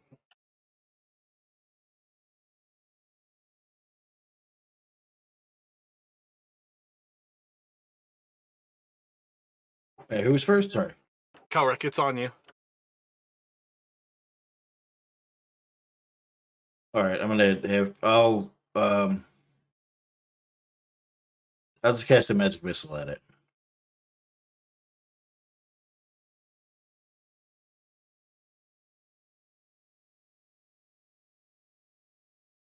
Doing level 1, roll 3d4.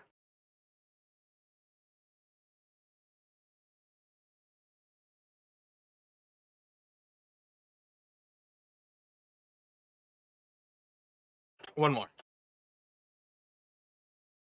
And Kansas, what would you like to do?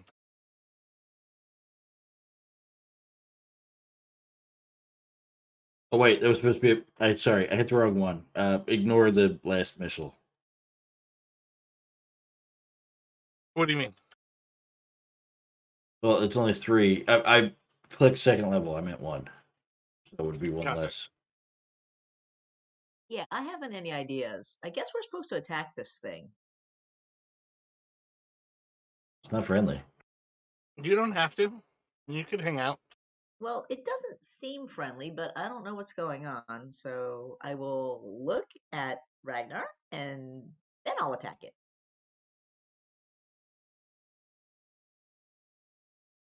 Every once in a while, the barbarian being angry ends up working out. I will not attack it very well, though. Oh, wait, that's damage. Hell.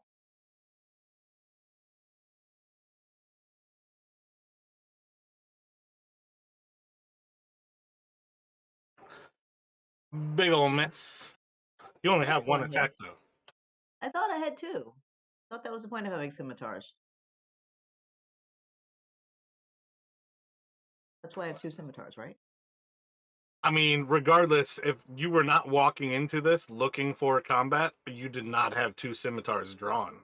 Oh, yeah, Is true. that the point? Like, you carry 2 scimitars to use 2 light weapons? Because you can draw one with your free action, then attack with it, but the other one takes an action to draw. So next turn, you could attack with both. All right, yeah, I mean, I'd definitely be surprised by all this. Yeah. If you guys are walking around places where you expect combat, it is perfectly functional to walk around with your weapons out. But you guys were in a friendly place when this happened. I mean, technically, you were surprised by how that kind of played out, but Surprised that your barbarian smacked the soul out of somebody. that will take us Yeah, to that really Ragnar. is what happened. That's pretty funny. I'm sorry, Mara, what'd you say? It's on you. Okay, so I'm gonna assume I still have a hold of this thing. You have a hold of Aris. I'm gonna drop Oris and take 2 swings recklessly out at the spirit with a great weapon attack. And I did say reckless.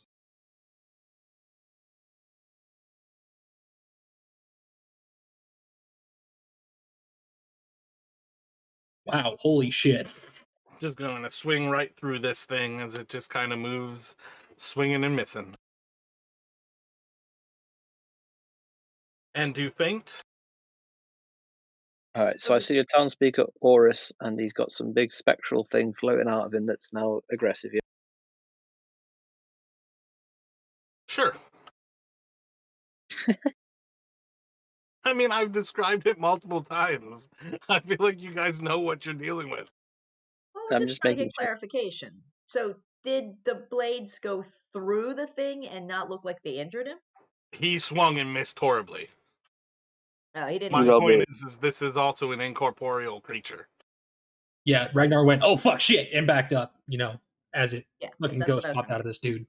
Like, not only did he miss, but he also is swinging at something that doesn't have a body.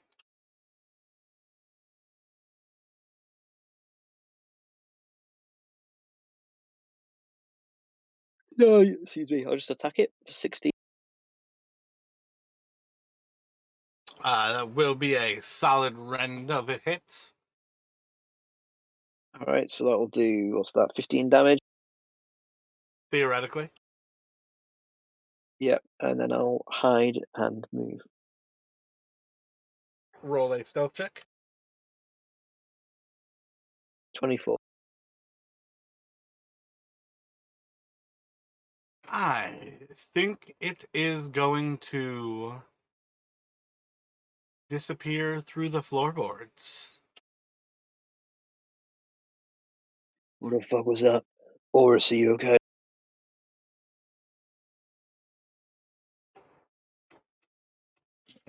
Just as like an initial step towards the next little level here.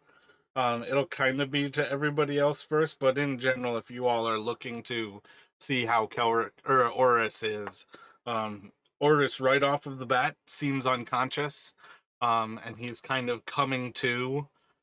In the next few moments, you'll start to get like a little bit of a response out of him as he seems to almost be kind of like shaking off his head. I'll just like cradle his head a bit. Yeah, I'm gonna walk up, squat next to him, and just like start patting his cheek, trying to wake him up. I am here, wake. You don't have to keep hitting me. Sorry about that, friend. And I'm gonna stand up and just back up a little bit. What the fuck was that though, mate? That was like a ghost came out of you, some shit. I remember little bits of the last few months. I honestly have no idea how long it's been since you all have actually come through Tourmaline. I did not prepare to do this to actually look back at the notes, but effectively his next statement is basically that he has like horrific memory, kind of like little like splotches in the last few days or the last bit of time. What is it? Lonelywood and White Moose was on the 30th. So it was 11/23. Let me look at that date real quick. Shay 14th, and we are on.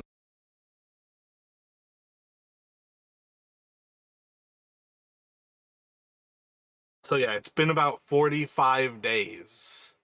As he kind of recalls things, the last memory he has that he can kind of like clearly remember is when you all were coming back from the mine with Trex, and he went off with Trex and the other kobold to investigate the mine.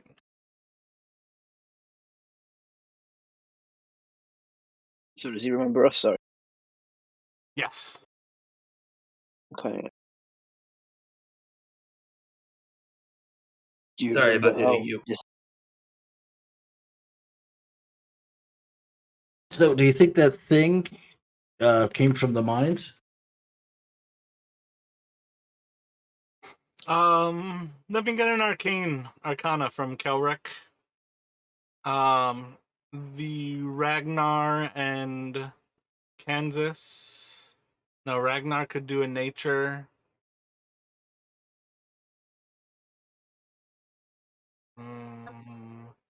Yeah, I kind of feel like that's where they would kind of sit here. The two of you can kind of pick together that, yeah, that was a ghost that seems to have possessed him, and it probably possessed him inside of the mines. If his last memory was walking off with Trex after you all cleared the mines, he probably walked into the ghost at some point thereafter. Seems like you had a hell of a haunting friend. After a few moments of actually discussing things, you're going to see, as in a panic, he starts to look around and sees that his father is not in this room. And he is going to probably yell out for guards. Going to have him send the guards looking for his father. And it's going to come up that his father passed away shortly after he returned from the mines.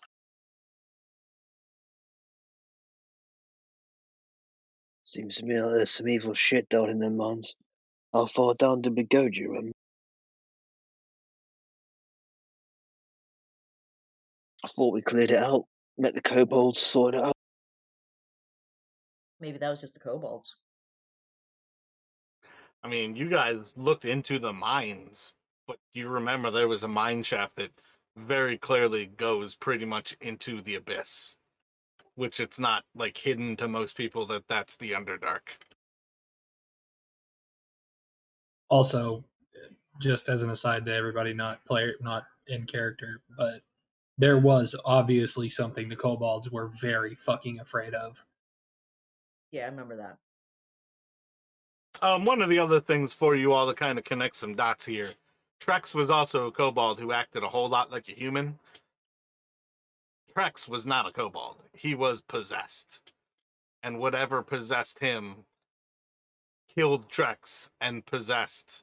You know what I mean? It possessed Aris. Trex had an accident in the mines, so he could kill the thing that could recall that he was possessed. You know what I mean? Like, you guys should kind of be connecting those dots that, like, this thing was clearing its path and it was getting rid of any open ends. That's why Trex was really scared of Zaps. That was definitely a part of it, because Trex was not a kobold. Yeah, because I remember that. I was expecting for Zaps and Trex to have to like one-on-one, and then he was just like, nope, nope, I'll follow you. My favorite part about that whole mission is the fact that there's this shady fucking kobold in there, and all he cares about is getting to a town and getting to somebody who's actually human, and how easy it is to give him access to a town speaker, because he's basically got all the kobolds ready to like parlay. It's been absolutely amazing to play out that mission. But yeah, that was like why the curveball of coming to Tourmaline is like, oh shit, you guys actually get to see what you've done. God damn it! I can't believe I didn't fucking think about that. I mean, I just kobolds are fucking weird. But yeah, in the long run, when you actually start to gain a little bit more of like Oris Masthew returning to himself, you're going to certainly have somebody before you who is a little bit more strategic. His questions are going to stop turning from like how he can get out of the way of this to like discussions of whether this is a threat to 10 towns or whether this is a threat to him, on what level should he warn Lonelywood? Should he be calling the town, like the council of speakers? And that's where he's gonna kind of like twist things versus like how what you walked into will change to like what Oris really is. So the questions will kind of turn to: should we be worried that the horde of the many arrow orcs will be coming? Should other towns be warned? What did you learn of their needs and their path forward?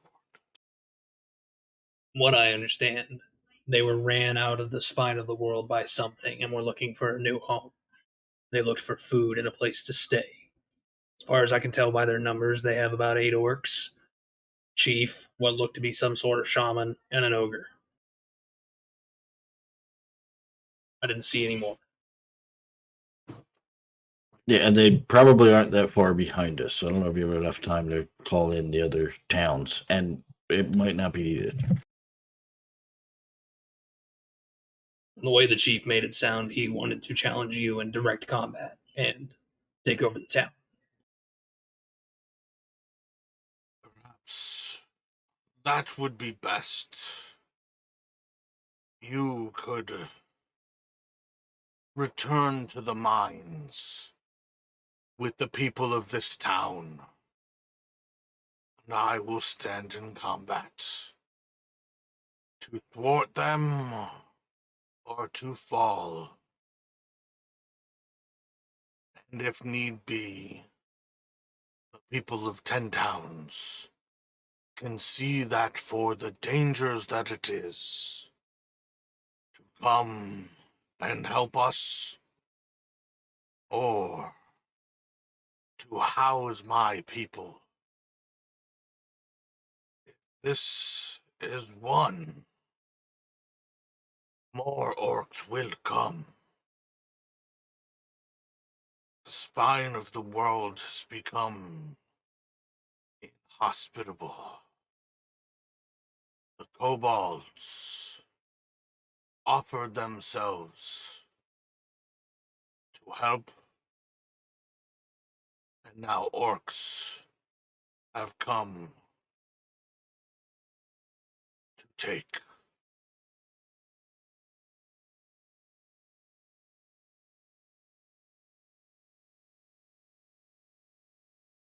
All right, so you have the orcs. You just want us to clear that mine out for you? Well, I mean, technically speaking, the mine is clear. He's saying, like, guard the people of Tourmaline. Yeah, he's basically saying he wants to one-on-one the orc chief, and then if I it doesn't misunderstood. work, he wants us to get his people out of here.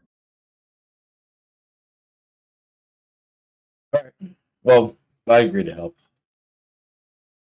Yeah, We I'm won't down be to let help. you one-on-one him, but then if he gets a bit bad, we'll intervene and you get yourself out of here and we'll finish him off. You'll at least have weakened the chief for him.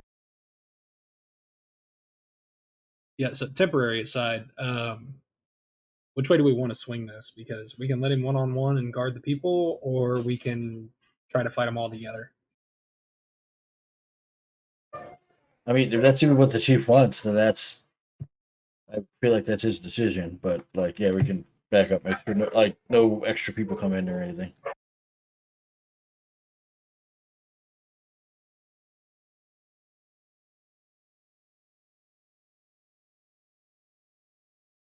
Are orcs known for being willing to, I don't know, be honorable or something? Like if the Tourmaline chief, if Oris kills the orc chieftain, are the other orcs good with that, do you think? Orcs are savage. Only strength matters to their kind. Do you think they would accept you as you are? Their kind created us. If I win in their fight, it will be too late for them to deny me.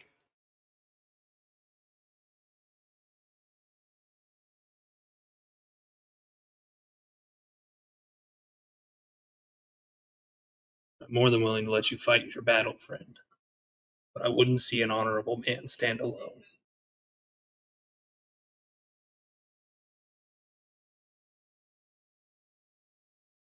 If you have a way to message Prisonder or any of the other towns that are loyal and get help coming, I know I and my friends would be more than happy to stand beside you. Or we can guard your citizens in the mine.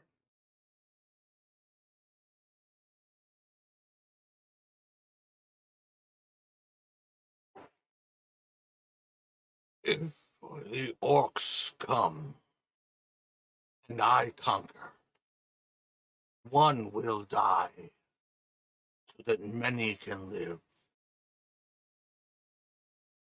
If we stand and fight and kill them all, more will come, but we'll have learned nothing. Well, they didn't seem to know this place existed.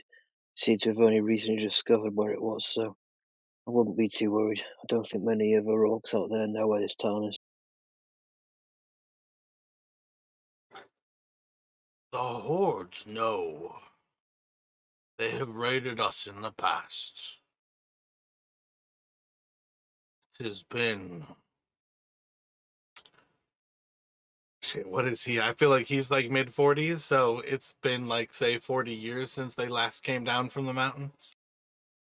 So how does it worst look? Is he like pretty good shape? Look like maybe he could do something with this. I mean, as far as things go, like, it's kind of up to you guys whether you actually want to, like, what you decide to do. As far as things go, I have zero problem killing Oris off. But that doesn't mean he's necessarily going to lose either.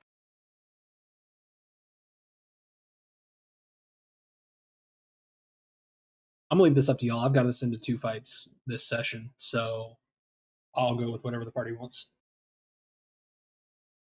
Well, the orcs are coming. We just need to decide whether we're going to help him or not. And I think we probably do.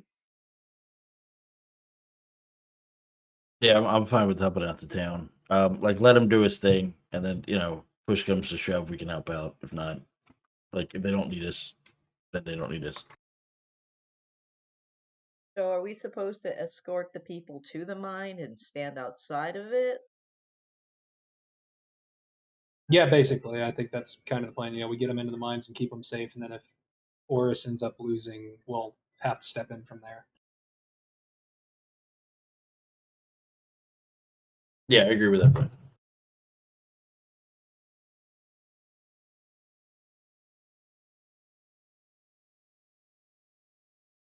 Right? Yeah, I'm good with that. I think the main thing we come down to is that we're going to fight the orcs. It's just that do we start the fight with him involved? Do we let him engage first and then back him up, or do we just fight them ourselves? I think is the real question at this point.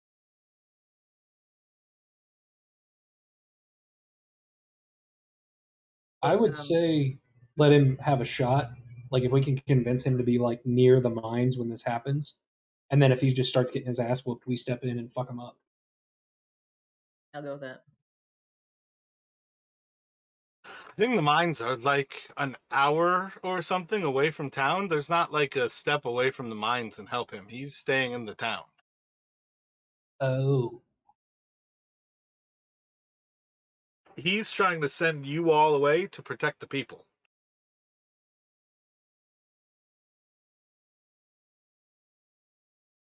If you guys don't want to protect the people, that's another decision to make. No, I think we should protect the people. Again, I like making great choices for you, where it's like there's not a good choice here, but what do you want to do?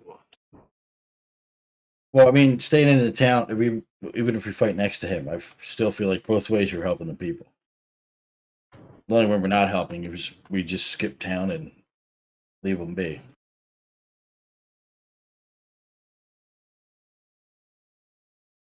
Yeah, but if we give Oris his shot to win, if he does win, he'll be a leader of the rest of those orcs, and it'll end up helping him in the long run.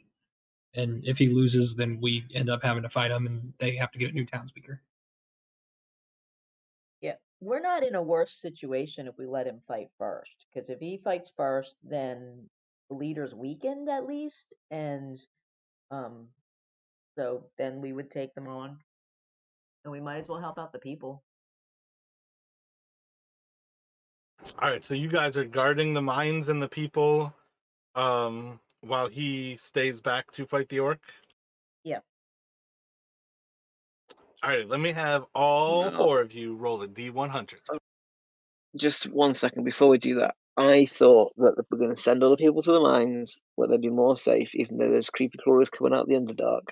And in the meantime, we stay by the town speaker and let him do his one-on-one combat. And if things start going pale, then we intervene. I thought that was more the plan.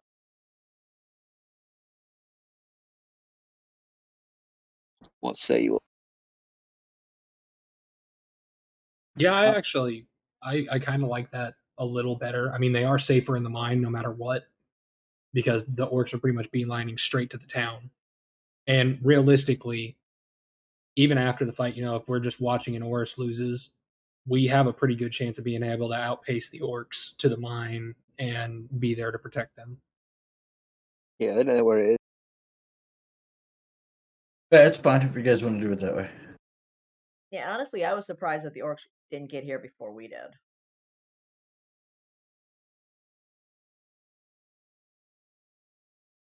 Yeah, I think that's the plan.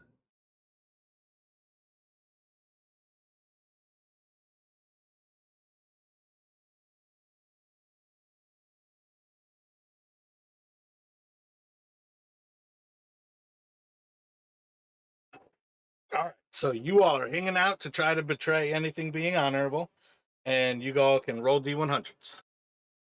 What do you mean betray? We were trying to help. Yeah, they're trying to have an honorable combat, and you guys want to be sneaky.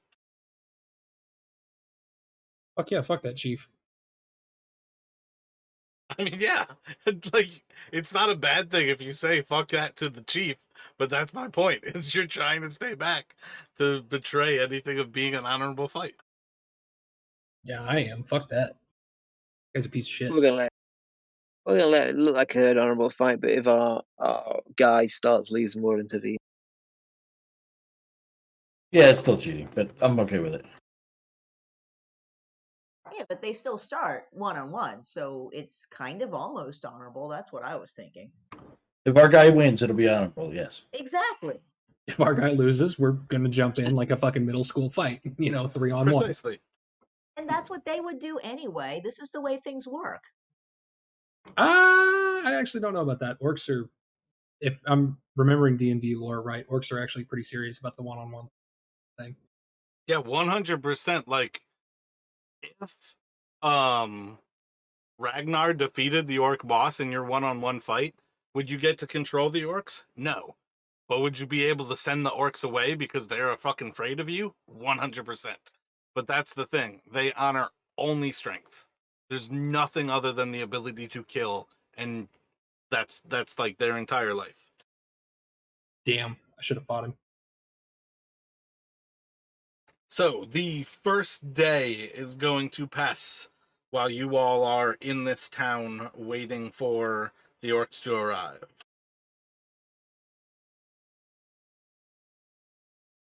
I'm going to start directing the townspeople to go towards the mine, and if there's anybody that knows how to set traps. No, my bad. They're already there. You guys are sitting in town with Oris. One day is going to pass by. Oh, okay.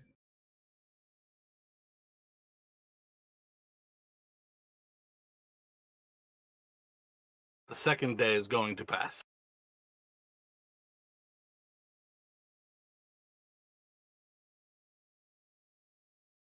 A third day is going to pass.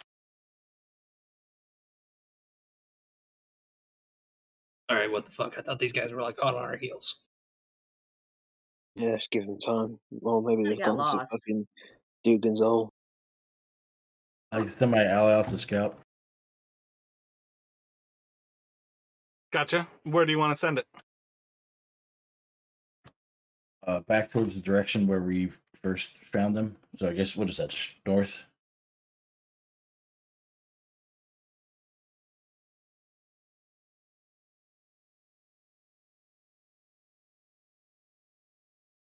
Yeah, I'll send it north, and then I'll. Since we're just here, I'll spend the day looking through the owl's eyes.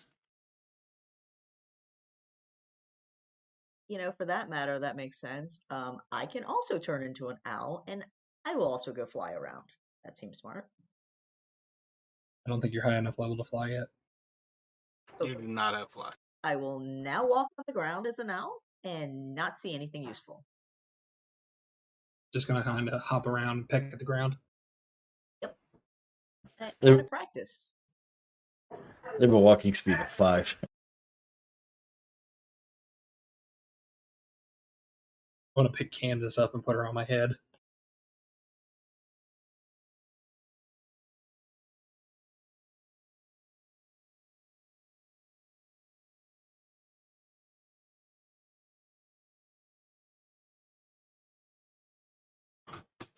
So, do I see anything? There's nothing simple about you sending an owl out to search. I need a perception check from you, and I need a stealth check. And then let me get a d20 from Feint and a d20 from Zaps, from Chase. Before I roll that, I have a question. Because I'm using the owl's hearing and insight, would I use their perception instead of mine? You are effectively using Keen, yes. How is it right now? We both get decent rolls. I don't know what it's for though. Exactly. How could be better in this situation? So that's an advantage. It's actually the same because it's going to be a straight roll, as the owl is flying in a blizzard and is basically going to be forced to be grounded. It is always a damn blizzard. You guys are in an Arctic tundra. Fair enough. It also doesn't give the orcs a chance to kill it if it's grounded and not flying over them. That's nice. A 4th day is going to pass. I'll bring the owl back. It didn't work.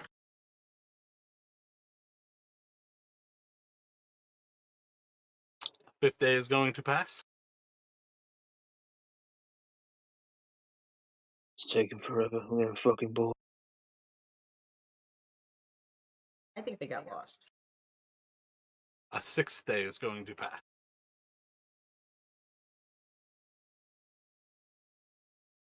On the 7th day, disgruntled townsfolk are going to return to town.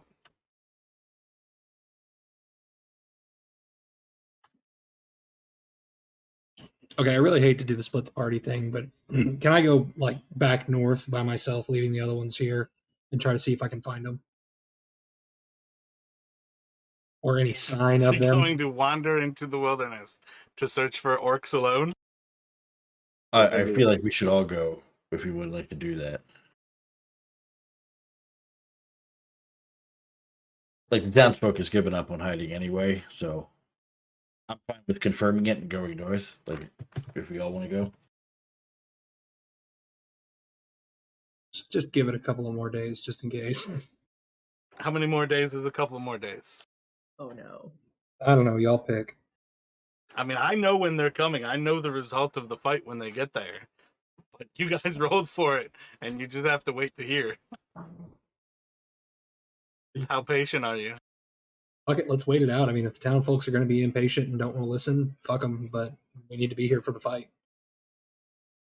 All right. Well, we'll move more towards the north end of town, I guess, because I feel like that's the general direction they would come from. So you all are patiently waiting here? Yeah, I am. Sure. 18 Yeah, hold on. days. What was that? I was just saying, yeah, hold on. 18 days are going to pass before the orcs come into town. Holy shit.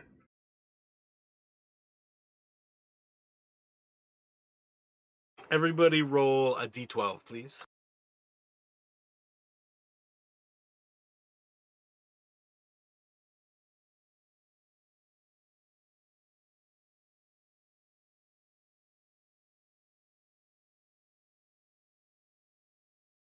26.6 people are going to get slain as the orcs raid into this town before you all have a chance to interject when Oris is going to challenge the chieftain to a duel.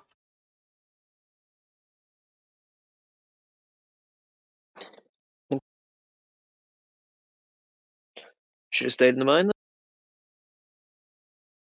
Yeah, no shit. Did you say 26.6? Yeah, the same way where they're like the average household has like 15 or like 3.5 kids. 4 people lost a hand. I just wanted to make it funny because yes, I said a percentage of a person got slain. Yeah, he lost his legs or something, but the healer managed to seal him up. Call him Stumpy now.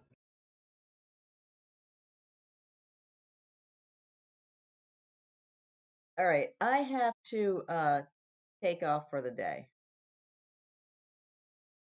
I mean, you guys can keep going. I can load Discord. I'm trying to put it on my phone now. Yeah, I gotta get going too. This is running a little bit late. Like, it's fun, but it is late. All right. I mean, if you guys have a few more minutes, this is effectively wrapping things up here. Are you guys going to let Oris and the chieftain fight? Yeah, a little bit. Yeah, what's the other? So I think, yeah, but I think the plan stays the same. Is that if Horus is going to start looking like he's going to lose one interview.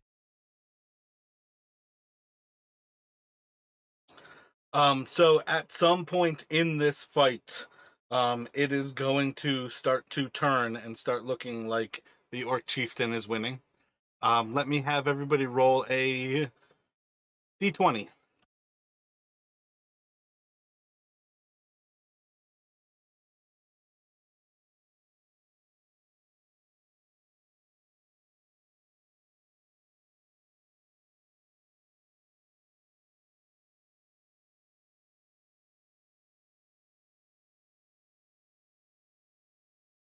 A lot of random dice there. The 13 was the start of that, right? Yes. Yes. Yeah, so I would say as you all are presented with this moment where you start to see Aris losing this battle, you all are going to be able to interject where he would have been slain by one of these attacks. We're going to give it to you all to be able to leap in and save him. The dice that mattered were Kelrick's 23 and Kansas's 51 for the two of them. I basically had it set for plus or minus 5 was an honorable win, like where they were like kind of shaking hands. Plus 15 was just a win. Plus 25 was a kill, and plus 50 was a decapitation where you guys couldn't affect it. And you basically rolled, what is that, 28? So with those little bits of modifiers, I think you guys can close that gap to where the orc chieftain is going to win out, or would, but basically it's going to come to you all are going to eradicate these people or these orcs, and Kansas, you will no longer have access to the orc chieftain ability as you guys have just killed him. Yeah, I was kind of wondering what would happen in battle if I tried to summon him and he was already there. Yep, well, he's dead now, so. But I feel like that's a solid place to end a little bit early because it is still late for how it would normally play out. Next week, same idea. We'll start at 2 o'clock and we'll kind of play off from there. And we'll kind of continue forward from this. Yeah, that's fine. So all Sounds around a good. big loss. All right. See you, everybody. Yeah, thanks for coming on late, guys. Appreciate it. I don't know. That was definitely a net win, I feel like. Yeah, fuck yeah. We No, saved was it- Oris and we killed the orcs. Kansas Yeah, used Maybe. that orc at least 2 or 3 times where it should have been all the way gone, pretty close to. You were able to save Tourmaline because again, you guys basically put a puppet in charge of Tourmaline. So you like accidentally went back there to fix that. All around, that's definitely a really solid win.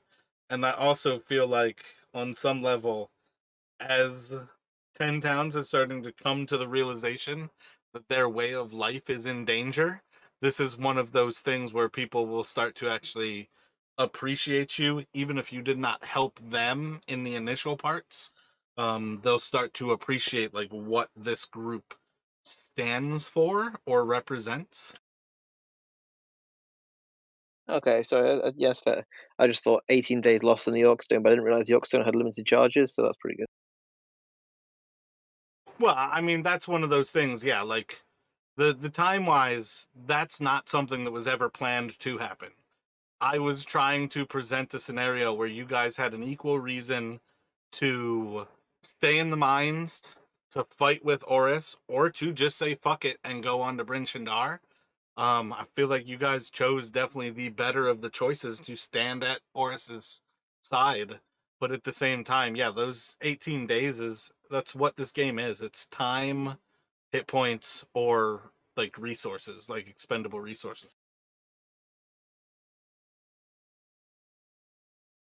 I'm glad we did what we did. I like Oris. He's definitely one of my favorite parts of this whole campaign. I really love having like that little bit that's like the throwback to I think that is the raid that would have been in the time of Dritz, but the fact of the matter is the orcs come pretty regularly. That's one of the things about the actual 10 Towns is that they're pretty much wiped out every 50 or so years. So they like fill up with new people because everybody gets killed by a raid from the spine of the world. Yep. Anyways, y'all have a good evening. I gotta get off. Peace out, Cool. you guys have a great night. Yeah, good game. Thanks, guys, and I'll catch you in a bit.